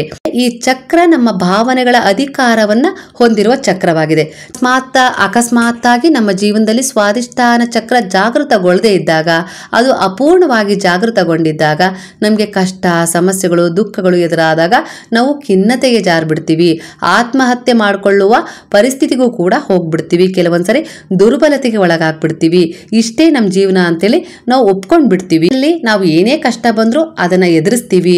ಹಾಗೆ ನಮ್ಮ ಮುಂದೆ ಇರುವ ಸವಾಲುಗಳನ್ನ ಸ್ವೀಕರಿಸ್ತೀವಿ. ಹಾಗೆ ಏನಾದ್ರೂ ಸಾಧನೆಯನ್ನ ಮಾಡ್ತೀವಿ ಅನ್ನೋ ಛಲವನ್ನ ಕಳ್ಕೊಳ್ತೀವಿ. ಈ ಸ್ವಾದಿಷ್ಠಾನ ಚಕ್ರ ಜಾಗೃತಗೊಳ್ಳಿಲ್ಲ ಅಂದ್ರೆ, ಜಾಗೃತಗೊಂಡಿದ್ದಾಗ ನಮ್ಮಲ್ಲಿ ಎಲ್ಲವನ್ನ ಎದುರಿಸುವ ಶಕ್ತಿನೂ ಇರುತ್ತೆ. ಹಾಗೆ ಸಂತೋಷವನ್ನ ಅನುಭವಿಸ್ಬೇಕು, ಮೋಜು ಮಸ್ತಿಗಳನ್ನ ಮಾಡಬೇಕು ಅಂತನೂ ಕೂಡ ನಾವು ಅನುಭವಿಸುವ ಯೋಗ್ಯತೆಯನ್ನ ಪಡ್ಕೊಂಡಿರ್ತೀವಿ ಸ್ನೇಹಿತರೆ. ಈ ಸ್ವಾದಿಷ್ಠಾನ ಚಕ್ರವನ್ನ ನಾವು ಜಾಗೃತಗೊಳಿಸ್ಕೊಳ್ಬೇಕು ಅಂದ್ರೆ ಈ ಸ್ವಾದಿಷ್ಠಾನ ಚಕ್ರಕ್ಕೂ ಕೂಡ ಒಂದು ಬೀಜ ಮಂತ್ರವಿದೆ ಸ್ನೇಹಿತರೆ. ಅದು ವಂ ವಂ ವಂ ಆಗಿದೆ ಸ್ನೇಹಿತರೆ. ಕೊನೆಯ ಚಕ್ರ 7ನೇ ಚಕ್ರ ಮೂಲಾಧಾರ ಚಕ್ರ ಸ್ನೇಹಿತರೆ. ಅಂದ್ರೆ ನಿಮ್ಗೀಗ ನಿಮ್ಮ ಮನೆ ಯಾವುದರ ಆಧಾರದ ಮೇಲೆ ನಿಂತಿದೆ ಅಂದ್ರೆ ನೀವೇನು ಹೇಳ್ತೀರಾ, ನಾವು ನಮ್ಮ ಮನೆಗೆ ಒಳ್ಳೆಯ ಫೌಂಡೇಶನ್ ಹಾಕಿದೀವಪ್ಪ, ಹಾಗಾಗಿ ಗಟ್ಟಿ ಮುಟ್ಟಾದ ಫೌಂಡೇಶನ್ ಹಾಕಿದ್ರಿಂದ ನಮ್ಮ ಮನೆ ಬಹಳ ವರ್ಷ ಬಾಳತ್ತೆ, ಅದರ ಆಧಾರದ ಮೇಲೆ ನಾನು ಇದ್ರ ಮೇಲೆ 4 ಮನೆಗಳನ್ನ ಮತ್ತೆ ಕಟ್ಬಹುದು ಅನ್ನೋ ಭರವಸೆ ನಿಮ್ಗಿದೆ ಅಲ್ವಾ ಸ್ನೇಹಿತರೆ. ಹಾಗಾದ್ರೆ ನಮ್ಮ ದೇಹದಲ್ಲಿ ನಾವು ಯಾವ ಚಕ್ರದ ಆಧಾರದ ಮೇಲೆ ಬಲವಾಗಿ ನಿಂತಿದೀವಿ ಅಂದ್ರೆ ನೀವೇನು ಉತ್ತರ ಕೊಡ್ತೀರಾ? ಕೂಡ ಒಂದು ಅಡಿಪಾಯ ಇದೆ, ಅದುವೇ ಮೂಲಾಧಾರ ಚಕ್ರ ಸ್ನೇಹಿತರೆ. ಅಂದ್ರೆ ನಮ್ಮ ಕುತ್ತಿಗೆಯಿಂದ ನಮ್ಮ ಬೆನ್ನಿನ ಹುರಿ ಹೋಗಿರುತ್ತೆ, ನೆನಪಿದೆಯಾ ನಿಮ್ಗೆ? ಅಂದ್ರೆ ನಮ್ಗೆ ಸಿಜರಿಯನ್ ಎಲ್ಲ ಮಾಡಿದಾಗ ಅಲ್ಲಿಗೆ ಇಂಜೆಕ್ಷನ್ ಕೊಡ್ತಾರೆ, ಆ ಭಾಗಕ್ಕೆ ನಮ್ಗೆ ಇಂಜೆಕ್ಷನ್ ಕೊಟ್ಟಾಗ ಇಡೀ ದೇಹ ಪ್ರಜ್ಞೆಯನ್ನ ತಪ್ಪತ್ತೆ. ಅಂದ್ರೆ ಅದು ಯಾವುದೇ ರೀತಿ ಸ್ಪಂದಿಸೋದಿಲ್ಲ, ಅದಕ್ಕೆ ಅರವಳಿಕೆಯ ಮದ್ದನ್ನ ಕೊಟ್ಟು ಅದನ್ನ ನಿಷ್ಕ್ರಿಯಗೊಳಿಸ್ಬಿಡ್ತಾರೆ. ಯಾಕಂದ್ರೆ ಅದು ಜಾಗೃತಗೊಂಡಾಗ ನಮ್ಮ ದೇಹವನ್ನ ಯಾರೂ ಕೂಡ ಮುಟ್ಲಿಕ್ಕೆ ಸಾಧ್ಯ ಇಲ್ಲ. ಅಂದ್ರೆ ಯಾವುದೇ ರೀತಿ ಆಪರೇಷನ್ಗಳನ್ನ ಮಾಡ್ಲಿಕ್ಕೆ ಸಾಧ್ಯ ಇಲ್ಲ, ಯಾಕಂದ್ರೆ ಅದು ನಮ್ಗೆ ಗೊತ್ತಾಗತ್ತೆ, ಆ ನೋವುಗಳು ನಮಗೆ ಗೊತ್ತಾಗತ್ತೆ. ಹಾಗಾಗಿ ಅದನ್ನ ನಿಷ್ಕ್ರಿಯಗೊಳಿಸಿ ನಂತರವೇ ನಮಗೆ ಆಪರೇಷನ್ಗಳನ್ನ ಮಾಡ್ತಾರೆ ಸ್ನೇಹಿತರೆ, ಶಸ್ತ್ರಚಿಕಿತ್ಸೆಯನ್ನ ಮಾಡ್ತಾರೆ ಅಂತಾನೆ ಇದರ ಅರ್ಥ. ನಮ್ಮ ದೇಹದಲ್ಲಿರುವ ಈ ಮೂಲಾಧಾರ ಚಕ್ರವೇ ನಮ್ಮ ಇಡೀ ದೇಹದ ಫೌಂಡೇಶನ್ ಇದ್ದ ಹಾಗೆ, ಇದರ ಆಧಾರದ ಮೇಲೆ ನಾವು ನಿಂತಿರ್ತೀವಿ ಸ್ನೇಹಿತರೆ. ಇದನ್ನ ನಾವು ಎಷ್ಟರ ಮಟ್ಟಿಗೆ ಒಳ್ಳೆ ರೀತಿಯಲ್ಲಿ ಜಾಗೃತಗೊಳಿಸ್ಕೊಂಡಿಟ್ಕೊಂಡಿರ್ತೀವೋ ಅದಕ್ಕೆ ತಕ್ಕ ಹಾಗೆ ನಮ್ಮ ಆರೋಗ್ಯ ಇರುತ್ತೆ. ನಾವು ಎಷ್ಟು ವರ್ಷನಾದ್ರೂ ಶಕ್ತಿಯುತರಾಗೇ ಇರಬಹುದು ಸ್ನೇಹಿತರೆ, ಯಾವುದೇ ಕಾರಣಕ್ಕೂ ನಾವು ಕುಗ್ಗೋದಿಲ್ಲ.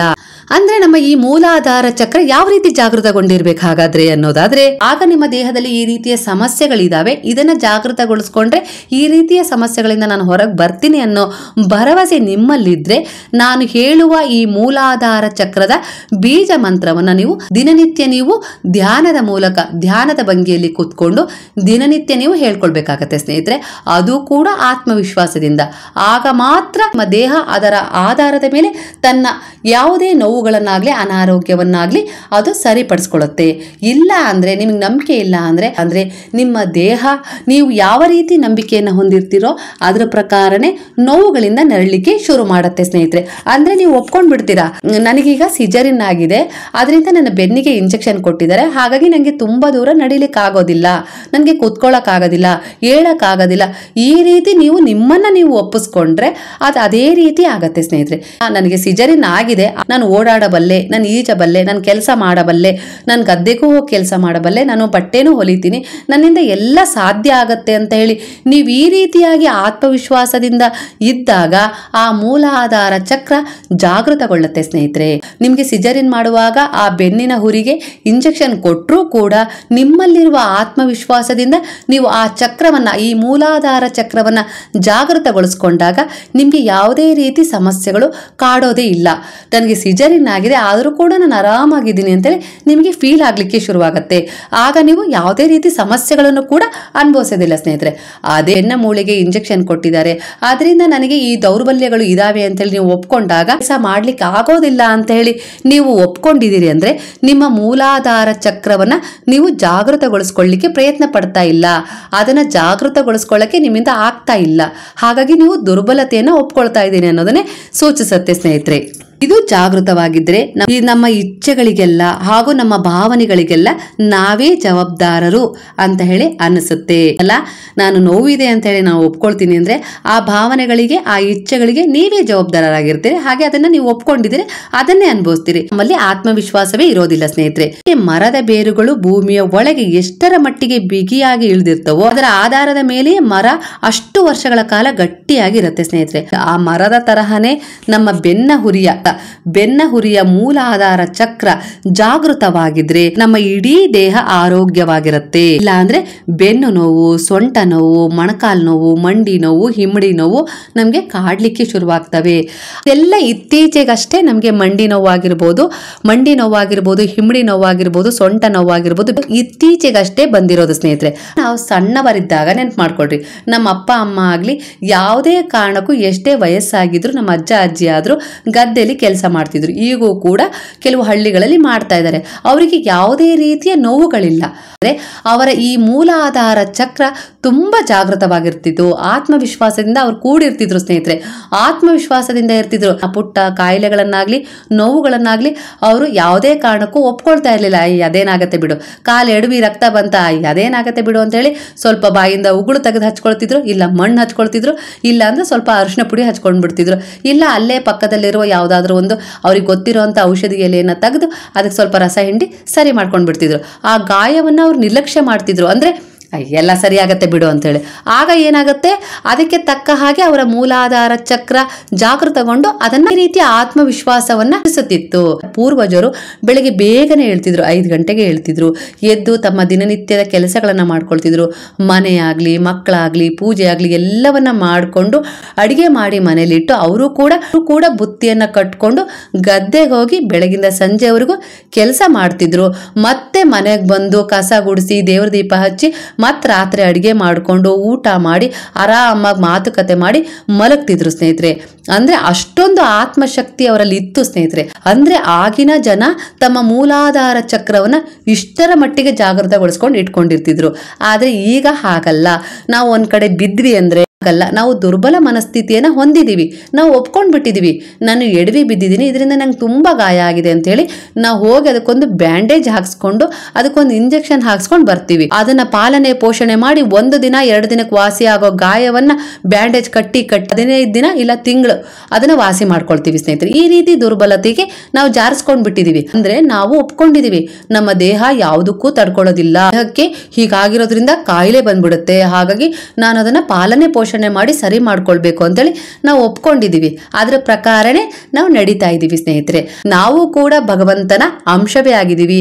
ಅವನು ಈ ಪ್ರಕೃತಿಯಲ್ಲಿ ಏನ್ ಇಟ್ಟಿದಾನಲ್ಲ ಅದೆಲ್ಲವೂ ನಮ್ಮ ಸಂರಕ್ಷಣೆಗಾಗೇ ಇಟ್ಟಿದ್ದಾರೆ, ನಮ್ಮ ರಕ್ಷಣೆಗಾಗೇ ಇಟ್ಟಿದ್ದಾರೆ, ನಮ್ಮ ಸುರಕ್ಷತೆಗಾಗಿ. ಹಾಗೆ ನಮ್ಮ ದೇಹವನ್ನ ಕೂಡ ಅನೇಕ ರೀತಿಯಲ್ಲಿ ರಚನೆ ಕೂಡ ಮಾಡಿ ನಮಗೆ ಸಹಾಯವನ್ನೇ ಮಾಡಿದ್ದಾರೆ. ಅದನ್ನ ನಾವು ಅರ್ಥ ಮಾಡ್ಕೊಂಡಿಲ್ಲ ಸ್ನೇಹಿತರೆ. ಋಷಿ ಮುನಿಗಳು ಇದನ್ನ ಅರ್ಥಿದ್ರು, ಇದರ ಅರ್ಥ ಸಾರ ಅವರು ತಿಳಿದಿದ್ರು. ಆಜ್ಞಾ ಚಕ್ರಗಳನ್ನ ಯಾವ ರೀತಿ ಜಾಗೃತಗೊಳಿಸ್ಕೊಳ್ಬೇಕು ಅಂತ ಹೇಳಿ ಅವರಿಗೆ ಗೊತ್ತಿತ್ತು. ಅದರ ಪ್ರಕಾರ ಅವರು ಪ್ರಾಮಾಣಿಕವಾಗಿ ಶ್ರದ್ಧೆ ಇಟ್ಟು ಆ ನಿಟ್ಟಿನಲ್ಲಿ ಹೋರಾಟ ಮಾಡಿ ಅವುಗಳನ್ನ ಜಾಗೃತಗೊಳಿಸ್ಕೊಂಡು ಪರಮಾತ್ಮನಲ್ಲೇ ಅವರು ಲೀನವಾದ್ರು. ಇಲ್ಲ ಎಲ್ಲಾ ರೀತಿಯ ಶಕ್ತಿಗಳನ್ನ ಹೊಂದಿ ಯಾರೇ ಕಷ್ಟ ದುಃಖ ಸಮಸ್ಯೆಗಳು ಅಂತ ಹೇಳಿ ಆ ಋಷಿಗಳ ಹತ್ರ ಹೋದಾಗ ಅವರು ಅದಕ್ಕೆ ಪರಿಹಾರವನ್ನ ಕೊಡ್ತಾ ಇದ್ರು. ಒಬ್ರಿಗೆ ಶಾಪವನ್ನ ಕೊಡುವ ಶಕ್ತಿಯೂ ಅವರಲ್ಲಿತ್ತು. ಆ ಶಾಪವನ್ನ ಹೇಗೆ ಹಿಂತೆಗೆದುಕೊಳ್ಬೇಕು ಅನ್ನುವ ಪರಿಹಾರವೂ ಕೂಡ ಅವರಲ್ಲಿ ಇತ್ತು. ಅಂದ್ರೆ ಅವರು ಅಷ್ಟರ ಮಟ್ಟಿಗೆ ಆ ಚಕ್ರಗಳನ್ನ ಜಾಗೃತಗೊಳಿಸ್ಕೊಂಡಿದ್ರು. ಈಗ ಗೊತ್ತಾಯ್ತಾ ಸ್ನೇಹಿತರೆ, ನಾವು ಕೂಡ ಅದಕ್ಕೆ ಹೊರತೇನಲ್ಲ. ಆ ಶಕ್ತಿಗಳನ್ನ ಸಂಪಾದನೆ ಮಾಡುವ ಯೋಗ್ಯತೆಯನ್ನ, ಮನಸ್ಥಿತಿಯನ್ನ ಹಾಗೂ ಶಕ್ತಿಯನ್ನ, ಈ ದೇಹವನ್ನ ಅದೇ ರೀತಿ ಭಗವಂತ ನಮಗೂ ಕೂಡ ರಚನೆ ಮಾಡಿದ್ದಾರೆ. ಆದ್ರೆ ನಮ್ಮ ಮನಸ್ಸು ಈಗ ದುರ್ಬಲವಾಗಿದೆ. ಅದನ್ನೆಲ್ಲ ಸಾಧನೆ ಮಾಡಿ ನಾವೇನ್ ಮಾಡ್ಬೇಕಾಗಿದೆ? ಆ ಋಷಿಗಳಿಗೆ ಬೇರೆ ಕೆಲಸ ಎಲ್ಲ ಅವ್ರು ಮಾಡ್ತಾರೆ, ಮಾಡ್ಲಿ. ನಮ್ಗೆ ಸಂಸಾರ ಅನ್ನೋದಿದೆ, ಕಷ್ಟ ಇದೆ, ಸುಖ ಇದೆ, ದುಃಖ ಇದೆ, ಅದನ್ನೇ ಅನುಭವಿಸಿದ್ರೆ ಸಾಕು ಅಂತೇಳಿ ನಾವು ಒಪ್ಕೊಂಡಿದೀವಿ. ಅದಕ್ಕೆ ಅದು ನಮ್ಮಿಂದ ಸಾಧ್ಯ ಆಗ್ತಾ ಇಲ್ಲ. ಸಾಧನೆ ಅನ್ನೋದು ಋಷಿ ಮುನಿಗಳಿಗೆ ಮೀಸಲು ಅನ್ನೋದನ್ನ ನಾವು ಒಪ್ಕೊಂಡ್ಬಿಟ್ಟಿದೀವಿ. ಆ ಸಾಧನೆ ಮಾಡಬೇಕು ಅಂದ್ರೆ ನಾವು ಎಲ್ಲವನ್ನ ತ್ಯಾಗ ಮಾಡಿ ಸನ್ಯಾಸಿಗಳಾಗಬೇಕು, ಆಗ ಮಾತ್ರ ಅದು ಸಾಧ್ಯ ಅಂತನೂ ನಾವು ಒಪ್ಕೊಂಡ್ಬಿಟ್ಟಿದೀವಿ ಸ್ನೇಹಿತರೆ. ಹಾಗಾಗಿ ನಮ್ಗದು ಸಂಪೂರ್ಣವಾಗಿ ನಾವು ಜಾಗೃತಗೊಳಿಸ್ಕೊಳ್ಳಿಕ್ಕೆ ಸಾಧ್ಯ ಆಗ್ತಾ ಇಲ್ಲ. ಆದ್ರೆ ನಾವು ಕೂಡ ನಮ್ಮ ಚಕ್ರಗಳನ್ನ ಜಾಗೃತಗೊಳಿಸ್ಕೊಳ್ಬಹುದು. ನಾವು ನಮ್ಮ ಸಂಸಾರವನ್ನ ಒಳ್ಳೆಯ ರೀತಿಯಲ್ಲಿ ಸಮೃದ್ಧಿಯಿಂದ, ಸುಖದಿಂದ, ಸಂತೋಷದಿಂದ, ನೆಮ್ಮದಿಯಿಂದ, ಆರೋಗ್ಯ ಭರಿತವಾಗಿ ಇಟ್ಕೊಳ್ಬೇಕು ಅಂದ್ರು ನಮ್ಮಲ್ಲಿರುವ ಈ 7 ಚಕ್ರಗಳನ್ನ ಜಾಗೃತಗೊಳಿಸ್ಕೊಳ್ಬೇಕು ಸ್ನೇಹಿತರೆ. ಆಗ ಮಾತ್ರ ನಾವು ಕೂಡ ಸಮೃದ್ಧವಾದ, ಸುಖಮಯವಾದ ಜೀವನವನ್ನ ಪಡ್ಕೊಳ್ಬಹುದು ಸ್ನೇಹಿತರೆ. ಸರಿ ಸ್ನೇಹಿತರೆ, ಈಗಂತೂ ನಾವು ದುರ್ಬಲರಾಗ್ಬಿಟ್ಟಿದೀವಿ, ಒಪ್ಕೊಂಡ್ಬಿಟ್ಟಿದೀವಿ. ಎಷ್ಟೇ ನಾವೀಗ ತರ್ಕ ಮಾಡಿ, ವಿಚಾರ ಮಾಡಿ, ಉದಾಹರಣೆ ಸಹಿತ ಹೇಳಿದ್ರು ಕೂಡ ಇವುಗಳನ್ನ ಜಾಗೃತಗೊಳಿಸಿಕೊಳ್ಳುವ ನಿಟ್ಟಿನಲ್ಲಿ ನಾವು ಹೋರಾಟ ಮಾಡಕ್ ಆಗೋದಿಲ್ಲ. ಯಾಕಂದ್ರೆ ನಮ್ಮ ಮನಸ್ಥಿತಿ ಈಗ ಆಲಸ್ಯದಿಂದ ಕೂಡ್ಬಿಟ್ಟಿದೆ. ನಮ್ಮ ದೇಹ ಕಾಯಿಲೆಯ ಗೂಡು ಅಂತೇಳಿ ನಾವು ಒಪ್ಕೊಂಡು ಆಗ್ಬಿಟ್ಟಿದೆ. ಮಂಗಳಾರತಿ ತಗೊಂಡ್ರೆ ನಂಗೆ ಉಷ್ಣ ಆಗತ್ತೆ, ತೀರ್ಥ ತಗೊಂಡ್ರೆ ನನಗೆ ಶೀತ ಆಗತ್ತೆ ಅಂತೇಳಿ ನಾವು ಒಪ್ಕೊಂಡ್ಬಿಟ್ಟಿದೀವಿ. ಅಂದ್ಮೇಲೆ ಅದಕ್ಕೆ ತಕ್ಕ ಹಾಗೆ ನಮ್ಮ ದೇಹ ಪರಿವರ್ತನೆ ಆಗ್ತಾ ಇದೆ. ಅದಕ್ಕೆ ತಕ್ಕ ಹಾಗೆ ನಮ್ಗೆ ಪ್ರತಿಫಲಗಳು ಸಿಗ್ತಾ ಇದಾವೆ. ಈಗ ಅದನ್ನ ನಾವು ಬದಲಾಯಿಸ್ಕೊಳಕ್ ಆಗೋದಿಲ್ಲ ಅಂದ್ರೆ ಅದನ್ನ ಅದೇ ರೀತಿ ಒಪ್ಕೊಂಡು ಜೀವಿಸಬಹುದು. ಇಲ್ಲ, ಈ ವಿಚಾರಗಳು ಸರಿ ಇದಾವೆ, ತುಂಬಾ ಅಲ್ಲೋದ್ರೂ ನಾವು ಸ್ವಲ್ಪ ಮಟ್ಟಿಗಾದ್ರೂ ನಮ್ಮ ಸಂಸಾರವನ್ನ, ನಮ್ಮನ್ನ ನಾವು ದೃಢವಾಗಿಸ್ಕೊಳ್ಳಿಕ್ಕೆ, ಒಳ್ಳೆ ರೀತಿಲಿ ಇಟ್ಕೊಳ್ಳಿಕ್ಕೆ ಸ್ವಲ್ಪನಾದ್ರೂ ಬದಲಾವಣೆಯನ್ನ ಮಾಡ್ಕೊಳ್ಳೋಣ ಅಂತೇಳಿ ನಿಮಿಸ್ತು ಅಂತ ಹೇಳಿದ್ರೆ, ನೀವು ಕೂಡ ನಿಮ್ಮ 7 ಆಜ್ಞಾ ಚಕ್ರಗಳನ್ನ ಒಳ್ಳೆ ರೀತಿಯಲ್ಲಿ ಜಾಗೃತಗೊಳಿಸ್ಕೊಳ್ರಿ. ಅದು ನಿಮಗೆ ನಕಾರಾತ್ಮಕವಾಗಿ ಚಿಂತೆ ಮಾಡಲು ಪ್ರೇರೇಪಣೆ ನೀಡ್ತಾ ಇದೆಯೋ ಅದರ ವಿರುದ್ಧವಾಗಿರುವ ಸಾತ್ವಿಕ ಮನೋಭಾವದ ವಿಚಾರಗಳನ್ನ ಆಯ್ಕೆ ಮಾಡಿಕೊಂಡು ಆಯಾ ಚಕ್ರವನ್ನ ಜಾಗೃತಗೊಳಿಸ್ಕೊಳ್ತಾ ಹೋಗ್ರಿ. ಹಾಗೆ ಪ್ರತಿಯೊಂದು ಚಕ್ರಗಳಿಗೂ ಅದರದ್ದೇ ಆದ ಮೂಲ ಬೀಜ ಮಂತ್ರ ಇದೆ. ಅದನ್ನ ಉಚ್ಚಾರಣೆಯನ್ನ ಮಾಡ್ರಿ. ಧ್ಯಾನದ ಮೂಲಕ ಸಮರ್ಪಣೆಯನ್ನ ನಿಮ್ಮಲ್ಲಿ ನೀವು ಸಮರ್ಪಣೆಯನ್ನ ಹೊಂದಿ ನಿಮ್ಮನ್ನ ನೀವು ಜಾಗೃತಗೊಳಿಸ್ಕೊಂಡು ನಿಮ್ಮನ್ನ ನೀವು ಅರಿಯುವ ನಿಟ್ಟಿನಲ್ಲಿ ಹೋರಾಟವನ್ನಾದ್ರೂ ಮಾಡ್ರಿ. ಜಾಗೃತಗೊಳಿಸಿಕೊಳ್ಳ್ರಿ ಆ 7 ಚಕ್ರಗಳನ್ನ. ಆಗ ನಿಮ್ಮ ಮನಸ್ಥಿತಿ ಸಮಾನವಾಗ್ತಾ ಬರುತ್ತೆ. ನಾನು ದೇವರ ಅಂಶವಾಗಿದ್ದೀನಿ ಅಂದ್ಮೇಲೆ ನನ್ನಲ್ಲೂ ಕೂಡ ಆ ದೇವರ ಗುಣಗಳಿದಾವೆ, ನಾನು ಕೂಡ ಒಬ್ಬ ದೈವಿ ಗುಣಗಳಿರುವ ಮನುಷ್ಯ ಅಂತ ಹೇಳಿ ನಿಮಗೆ ಅನಿಸ್ಲಿಕ್ಕೆ ಶುರುವಾಗುತ್ತೆ ಸ್ನೇಹಿತರೆ. ಯಾವುದೇ ನಾವಿಲ್ಲಿ ಪಡಿಬೇಕು ಅಂದ್ರೆ ಮೊದಲು ಸಮರ್ಪಣೆ ಆಗ್ಬೇಕು. ಸಮರ್ಪಣೆ ಆಗದೆ ನಮ್ಗೆ ಏನೂ ಸಿಗೋದಿಲ್ಲ ಸ್ನೇಹಿತರೆ. ಒಂದೇ ದಿನಕ್ಕೆ ಅರಳಿ ಬಾಡುವ ಹೂವು ಕೂಡ ನನ್ನ ಜೀವನ ಸಾರ್ಥಕವಾಗ್ಲಿ ಅಂತೇಳಿ ಹಂಬಲಿಸುತ್ತಂತೆ. ಯಾರಾದ್ರೂ ಕೊಯ್ದು ಅದನ್ನ ತಗೊಂಡೋಗಿ ಭಗವಂತನ ಪಾದಗಳಿಗೆ ಅರ್ಪಣೆ ಮಾಡಿದಾಗ, ಭಗವಂತನ ಪಾದಗಳಿಗೆ ಸಮರ್ಪಣೆ ಆದ ತಕ್ಷಣ ಸಾರ್ಥಕತೆಯನ್ನ ಪಡ್ಕೊಳ್ಳುತ್ತೆ ಸ್ನೇಹಿತರೆ. ಹಾಗಾಗಿ ನಾವು ಯಾವುದನ್ನೇ ಪಡಿಬೇಕು ಅಂದ್ರೂ ಇಲ್ಲಿ ನಾವು ಮೊದಲು ಸಮರ್ಪಣೆಯನ್ನ ಹೊಂದಬೇಕು ಸ್ನೇಹಿತರೆ. ಆಗ ಮಾತ್ರ ನಾವು ಜೀವನದಲ್ಲಿ ಏನನ್ನಾದ್ರೂ ಪಡ್ಕೊಳ್ಳಿಕ್ಕೆ ಸಾಧ್ಯ. ಆ ಹೂವು ತನ್ನ ಜೀವನವನ್ನ ಸಾರ್ಥಕ ಪಡಿಸ್ಕೊಳ್ತು ಅಂದ್ರೆ ಅದು ಮೊದಲು ಭಗವಂತನ ಪಾದಗಳಿಗೆ ಸಮರ್ಪಣೆ ಆಯಿತು, ಆಗ್ಲೇ ಅದರ ಜೀವನ ಸಾರ್ಥಕವಾಯಿತು. ಅದೇ ರೀತಿ ನಾವು ಗುರುವಿನ ಪಾದಗಳಲ್ಲಿ ನಂಬಿಕೆ ಇಟ್ಟು ಸಮರ್ಪಣೆ ಆಗೋಣ. ನಮ್ಮ ದೇಹದಲ್ಲಿರುವ ಆಜ್ಞಾ ಚಕ್ರಗಳ ಮೂಲಕ ಆ ಗುರುವು ನಮ್ಮನ್ನ ಜಾಗೃತಗೊಳಿಸ್ತಾ ಇದ್ದಾರೆ, ಸಂದೇಶ ಕೊಡ್ತಾ ಇದ್ದಾರೆ. ಸಮಸ್ಯೆಗಳಿದಾವೆ, ಕಷ್ಟಗಳಿದಾವೆ, ಆದ್ರೆ ಅವುಗಳನ್ನ ನಾನು ಎದುರಿಸ್ತೀನಿ. ನನ್ನ ಕರ್ಮಕ್ಕನುಸಾರವಾಗಿ ಅವುಗಳು ನನ್ನನ್ನು ಹಿಂಬಾಲಿಸ್ತಾ ಇದ್ದಾವೆ, ಇಲ್ಲ ಅಂತಲ್ಲ. ಅದು ಈ ಜನ್ಮದ್ದೇ ಆಗಿರ್ಲಿ, ಹೋದ ಜನ್ಮದ್ದೇ ಆಗಿರ್ಲಿ. ಆದ್ರೆ ಅವುಗಳನ್ನು ನಾನು ಈ ಜನ್ಮದಲ್ಲಿ ಕಳೆದುಕೊಳ್ತೀನಿ. ಅವುಗಳ ವಿರುದ್ಧ ನಾನು ಹೋರಾಟ ಮಾಡೇ ಮಾಡ್ತೀನಿ. ಒಳ್ಳೆಯ ಕರ್ಮಗಳನ್ನ ನಾವು ಎಷ್ಟು ಮಾಡ್ತಾ ಹೋಗ್ತೀವೋ ಅಷ್ಟೇ ನಮ್ಮ ಕೆಟ್ಟ ಕರ್ಮಗಳ ಸಂಖ್ಯೆ ಅಳಿತಾ ಬರುತ್ತೆ ಸ್ನೇಹಿತರೆ. ಇದಕ್ಕೆ ಇದೇ ಮದ್ದಾಗಿದೆ. ಕೆಟ್ಟ ಕರ್ಮ ದೂರ ಆಗ್ಬೇಕು ಅಂದ್ರೆ ನಮ್ಮ ಒಳ್ಳೆಯ ಕರ್ಮ ವೃದ್ಧಿ ಆಗಿರ್ಬೇಕು. ಹಾಗಾಗಿ ಸ್ನೇಹಿತರೆ, ನಮ್ಮ ಜೀವನದಲ್ಲೂ ಕೂಡ ನಮ್ಗೆ ಯಾವುದೇ ರೀತಿ ನೋವಿಲ್ಲ, ಬೆನ್ನೋವಿಲ್ಲ, ಸೊಂಟ ನೋವಿಲ್ಲ, ಕಾಲು ನೋವಿಲ್ಲ, ಎಲ್ಲವೂ ಒಳ್ಳೆಯದಾಗಿದೆ ಅಂತ ಹೇಳಿ ನೀವು ಆತ್ಮವಿಶ್ವಾಸದಿಂದ ನಿಮ್ಮ ಮೂಲ ಆಧಾರ ಚಕ್ರವನ್ನ ಲಂ ಲಂ ಲಂ ಬೀಜ ಮಂತ್ರವನ್ನ ಹೇಳಿಕೊಳ್ಳುವ ಮೂಲಕ ಜಾಗೃತಗೊಳಿಸ್ಕೊಳ್ರಿ. ಇದರಿಂದ ನಿಮ್ಗೆ ಏನಾದ್ರೂ ಜೀವನದಲ್ಲಿ ಒಳ್ಳೆಯ ಅನುಭವ ಸಿಗ್ತಾ ಇದೆ ಅಂದ್ರೆ ಖಂಡಿತ ಶೇರ್ ಮಾಡೋದನ್ನ ಮರಿಬೇಡ್ರಿ. ಯಾಕಂದ್ರೆ ಇದರಿಂದ ಬೇರೆಯವರಿಗೆ ಪ್ರೇರಣೆ ಸಿಕ್ಕ ಹಾಗಾಗತ್ತೆ. ಈ ಮೂಲಾಧಾರ ಚಕ್ರ ಇದಾವ, ಇದರ ಆಧಾರದ ಮೇಲೆಯೇ ನಮ್ಮ ಬದುಕು, ನಮ್ಮ ದೇಹ ನಿಂತಿದೆಯಾ ಅನ್ನೋದಕ್ಕೂ ಅನುಮಾನ ಪಡಬೇಡ್ರಿ ಸ್ನೇಹಿತರೆ. ಭಗವಂತನ ಇಚ್ಛೆ ಇಲ್ಲದೆ ಒಂದು ಹುಲ್ಲು ಕಡ್ಡಿಯೂ ಜರಿದಾಡೋದಿಲ್ಲ. ಹಾಗಾಗಿ ನಮ್ಮನ್ನ ಸೃಷ್ಟಿ ಮಾಡಿದಾನೆ ಭಗವಂತ ಅಂದ್ರೆ ಸುಮ್ಮನೆ ಸೃಷ್ಟಿ ಮಾಡಿಲ್ಲ. ಅವನ ಸೃಷ್ಟಿ ಅಂದ್ರೆ ಅದರಲ್ಲಿ ಒಂದು ವಿಶೇಷತೆ ಇದ್ದೇ ಇರುತ್ತೆ ಸ್ನೇಹಿತರೆ. ನಾವೇ ಒಂದಿಷ್ಟು ಸಣ್ಣ ಪುಟ್ಟ ಮನೆಗಳನ್ನ ಕಟ್ಕೊಂಡು, ಬಿಲ್ಡಿಂಗ್ ಅನ್ನ ಕಟ್ಕೊಂಡು, ಸೇತುವೆಗಳನ್ನ ಕಟ್ಕೊಂಡು, ಅಯ್ಯೋ ನನ್ನಲ್ಲಿ ನಾನು ಎಷ್ಟು ಬುದ್ಧಿವಂತ ಅಪ್ಪ, ಎಷ್ಟು ಹೆಮ್ಮೆ ಪಡುವಂತ ವಿಚಾರ ಮಾಡಿದ್ದೀನಿ ಅಂತೇಳಿ ನಮ್ಮನ್ನೇ ನಾವು ಹೊಗಳ್ಕೊಳ್ತೀವಲ್ವಾ ಒಂದು ಸಣ್ಣದಾದ ಕೆಲಸಕ್ಕೆ. ಭಗವಂತನ ಸೃಷ್ಟಿಯಾದ ನಮ್ಮನ್ನ ಅವನು ಇನ್ನಿಷ್ಟರ ಮಟ್ಟಿಗೆ ಅದ್ಭುತವಾಗಿ ನಮ್ಮ ರಚನೆಯನ್ನ ಮಾಡಿರ್ಬೋದು. ಯೋಚನೆ ಮಾಡ್ರಿ, ನಮ್ಮಲ್ಲೇ ಎಲ್ಲ ಶಕ್ತಿಗಳನ್ನ ಅಡಗಿಸಿಟ್ಟ ಮಾಯಾವಿ ಅವನಾಗಿದ್ದಾನೆ. ನಮ್ಮಲ್ಲೇ ನಮ್ಮ ಸಮಸ್ಯೆಗಳ ಪರಿಹಾರ ಬಿಟ್ಟ ಚಾಣಾಕ್ಷ ಆತ. ನಮ್ಮಲ್ಲೇ ನಮ್ಮ ಸಮಸ್ಯೆಗಳಿಗೆ ಪರಿಹಾರ ಇಟ್ಟಿದ್ದಾನೆ.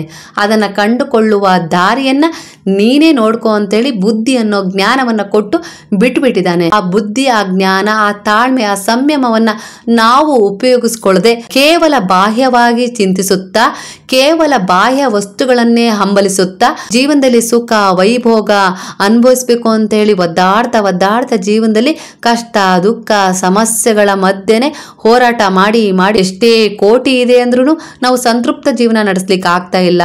ಏನು ಇಲ್ಲ ಅಂದ್ರೂ ಕೂಡ ನಮಗೆ ಕೆಲವೊಮ್ಮೆ ಸಂತೃಪ್ತ ಜೀವನ ನಡೆಸಲಿಕ್ಕೆ ಆಗ್ತಾ ಇಲ್ಲ. ಅದೇ ನಮ್ಮ ಮನಸ್ಸು ಸ್ಥಿರವಾಗಿತ್ತು ಅಂದ್ರೆ ನಾವು ಏನಿರ್ಲಿ ಬಿಡ್ಲಿ ನಾವು ಸಂತೃಪ್ತ ಜೀವನವನ್ನ ನಡೆಸಲಿಕ್ಕೆ ಸಾಧ್ಯ ಸ್ನೇಹಿತರೆ. ಅದೇ ಈ ಸೃಷ್ಟಿಯ ಗುಟ್ಟು ರಹಸ್ಯ ಸ್ನೇಹಿತರೆ. ಈ ಮಾಹಿತಿ ನಿಮಗೆ ಇಷ್ಟವಾದರೆ ಸಾಯಿರಾಮ್ ಅಂತ ಹೇಳಿ ಕಮೆಂಟ್ ಮಾಡಿ. ಹಾಗೆ ನಮ್ಮ ಪೂರ್ವಜರು ಈ ಆಜ್ಞಾ ಚಕ್ರಗಳನ್ನು ಹೇಗೆ ಜಾಗೃತಗೊಳಿಸ್ಕೊಳ್ತಿದ್ರು ಅನ್ನೋದಕ್ಕೆ ಮತ್ತೊಂದು ವಿಡಿಯೋ ಮಾಡ್ತೀನಿ ಸ್ನೇಹಿತರೆ. ನಮ್ಮ ದೇಹದಲ್ಲಿರುವ 7 ಚಕ್ರಗಳ ಬಗ್ಗೆ ಇನ್ನೂ ಮಾಹಿತಿ ಬೇಕು ಅಂದ್ರೆ ಕೇಳಿ ಸ್ನೇಹಿತರೆ. ನಿಮ್ಮ ಪ್ರಶ್ನೆ ಏನಿದ್ರು ಧೈರ್ಯವಾಗಿ ನೀವು ವಿಶುದ್ಧಿ ಚಕ್ರವನ್ನ ಜಾಗೃತಗೊಳಿಸ್ಕೊಂಡು ಧೈರ್ಯ ಮಾಡಿ ಕೇಳ್ರಿ. ಅದಕ್ಕೆ ಉತ್ತರ ಕೊಡುವ ಸಾಹಸವನ್ನ ನಾನು ಅದೇ ವಿಶುದ್ಧಿ ಚಕ್ರವನ್ನ ಜಾಗೃತಗೊಳಿಸ್ಕೊಂಡು ನಿಮ್ಗೆ ಮಾಡ್ತೀನಿ ಸ್ನೇಹಿತರೆ. ನಿಮ್ಗೆ ಇದರ ಬಗ್ಗೆ ಇನ್ನೂ ಹೆಚ್ಚಿಗೆ ತಿಳಿದಿದ್ದಲ್ಲಿ ಅದನ್ನು ಕೂಡ ನನಗೆ ತಿಳಿಸಿ ಸ್ನೇಹಿತರೆ. ಇದರಿಂದ ನನಗೂ ಕೂಡ ಉಪಯೋಗ ಆಗತ್ತೆ ಇನ್ನೂ ಹೆಚ್ಚೆಚ್ಚು ತಿಳಿಸ್ಲಿಕ್ಕೆ. ನಾನು ಎಷ್ಟು ಓದಿ ತಿಳ್ಕೊಂಡಿದ್ದೀನೋ, ನನ್ನ ಮನಸ್ಸು ಎಷ್ಟು ಅದನ್ನ ವಿಸ್ತಾರಗೊಳಿಸ್ಲಿಕ್ಕೆ ಸಾಧ್ಯವಿತ್ತು ಅಷ್ಟರ ಮಟ್ಟಿಗೆ ಉದಾಹರಣೆ ಕೊಟ್ಟು ನಾನು ವಿಸ್ತಾರಗೊಳಿಸಿ ನಿಮಗೆ ಹೇಳಿದ್ದೀನಿ ಸ್ನೇಹಿತರೆ. ಇದರಿಂದ ನಿಮಗೆ ಒಬ್ರಿಗಾದ್ರೂ ಒಳ್ಳೇದಾಯ್ತು ಅಂದ್ರೆ ನಾನು ಮಾಡಿದ ಕೆಲಸಕ್ಕೆ ಆ ಗುರುವು ನನಗೆ ಆಶೀರ್ವಾದ ಮಾಡ್ತಾರೆ ಸ್ನೇಹಿತರೆ. ನಿಮ್ಮೆಲ್ಲರ ಆಶೀರ್ವಾದ ಶುಭ ಹಾರೈಕೆ ನನ್ನ ಜೊತೆಗೆ ಸದಾ ಇರುತ್ತೆ ಅಂತಲೂ ನನಗೆ ಗೊತ್ತು ಸ್ನೇಹಿತರೆ. ಹಾಗೆ ಯಾರೆಲ್ಲ ನನ್ನ ಚಾನಲ್ನ ಸಬ್ಸ್ಕ್ರೈಬ್ ಮಾಡ್ಕೊಳ್ಳದೆ ವಿಡಿಯೋ ನೋಡ್ತಾ ಇದ್ರೋ ಸಬ್ಸ್ಕ್ರೈಬ್ ಮಾಡ್ಕೊಳ್ರಿ, ಬೆಲ್ ಐಕನ್ ಕೂಡ ಪ್ರೆಸ್ ಮಾಡ್ರಿ. ಹೊಸ ವಿಡಿಯೋಗಳ ನೋಟಿಫಿಕೇಶನ್ ಸಿಗ್ತಾ ಹೋಗುತ್ತೆ. ಹಾಗೆ ನಿಮಗೆ ನನ್ನ ವಿಡಿಯೋಗಳಿಂದ ಏನಾದರೂ ಉಪಯೋಗ ಆಗ್ತಾ ಇದೆ, ಅದರಿಂದ ನಿಮ್ಮ ಜೀವನದಲ್ಲಿ ಏನಾದರೂ ಬದಲಾವಣೆ ಆಗ್ತಾ ಇದೆ ಅಂದರೆ ಅದನ್ನು ಕೂಡ ನೀವು ನಿಮ್ಮ ವಿಶುದ್ಧಿ ಚಕ್ರವನ್ನು ಜಾಗೃತಗೊಳಿಸ್ಕೊಂಡು ಧೈರ್ಯವಾಗಿ ಹೇಳ್ಬೋದು ಸ್ನೇಹಿತರೆ. ಆತ್ಮವಿಶ್ವಾಸದಿಂದ ಸತ್ಯವನ್ನ ಹೊರ ಹಾಕ್ತೀವಿ ಸ್ನೇಹಿತರೆ. ಈ ಮಾಹಿತಿ ನಿಮಗೆ ಇಷ್ಟವಾದರೆ ಸಾಯಿರಾಮ್ ಅಂತ ಹೇಳಿ ಕಮೆಂಟ್ ಮಾಡಿ. ಹಾಗಾದ್ರೆ ಈಗ ಎಲ್ಲರೂ ಸೇರಿ ಹೇಳೋಣ, ರಾಮ ಹರೇ ರಾಮ ರಾಮ ರಾಮ ಹರೇ ಹರೇ, ಹರೇ ಕೃಷ್ಣ ಕೃಷ್ಣ ಕೃಷ್ಣ ಹರೇ ಹರೇ, ಹರೇ ಸಾಯಿ ಸಾಯಿ ಸಾಯಿ ಹರೇ ಹರೇ, ಹರೇ ಬಾಬಾ ಬಾಬಾ ಬಾಬಾ ಹರೇ ಹರೇ, ಹರೇ ದತ್ತ ದತ್ತ ದತ್ತ ಹರೇ ಹರೇ.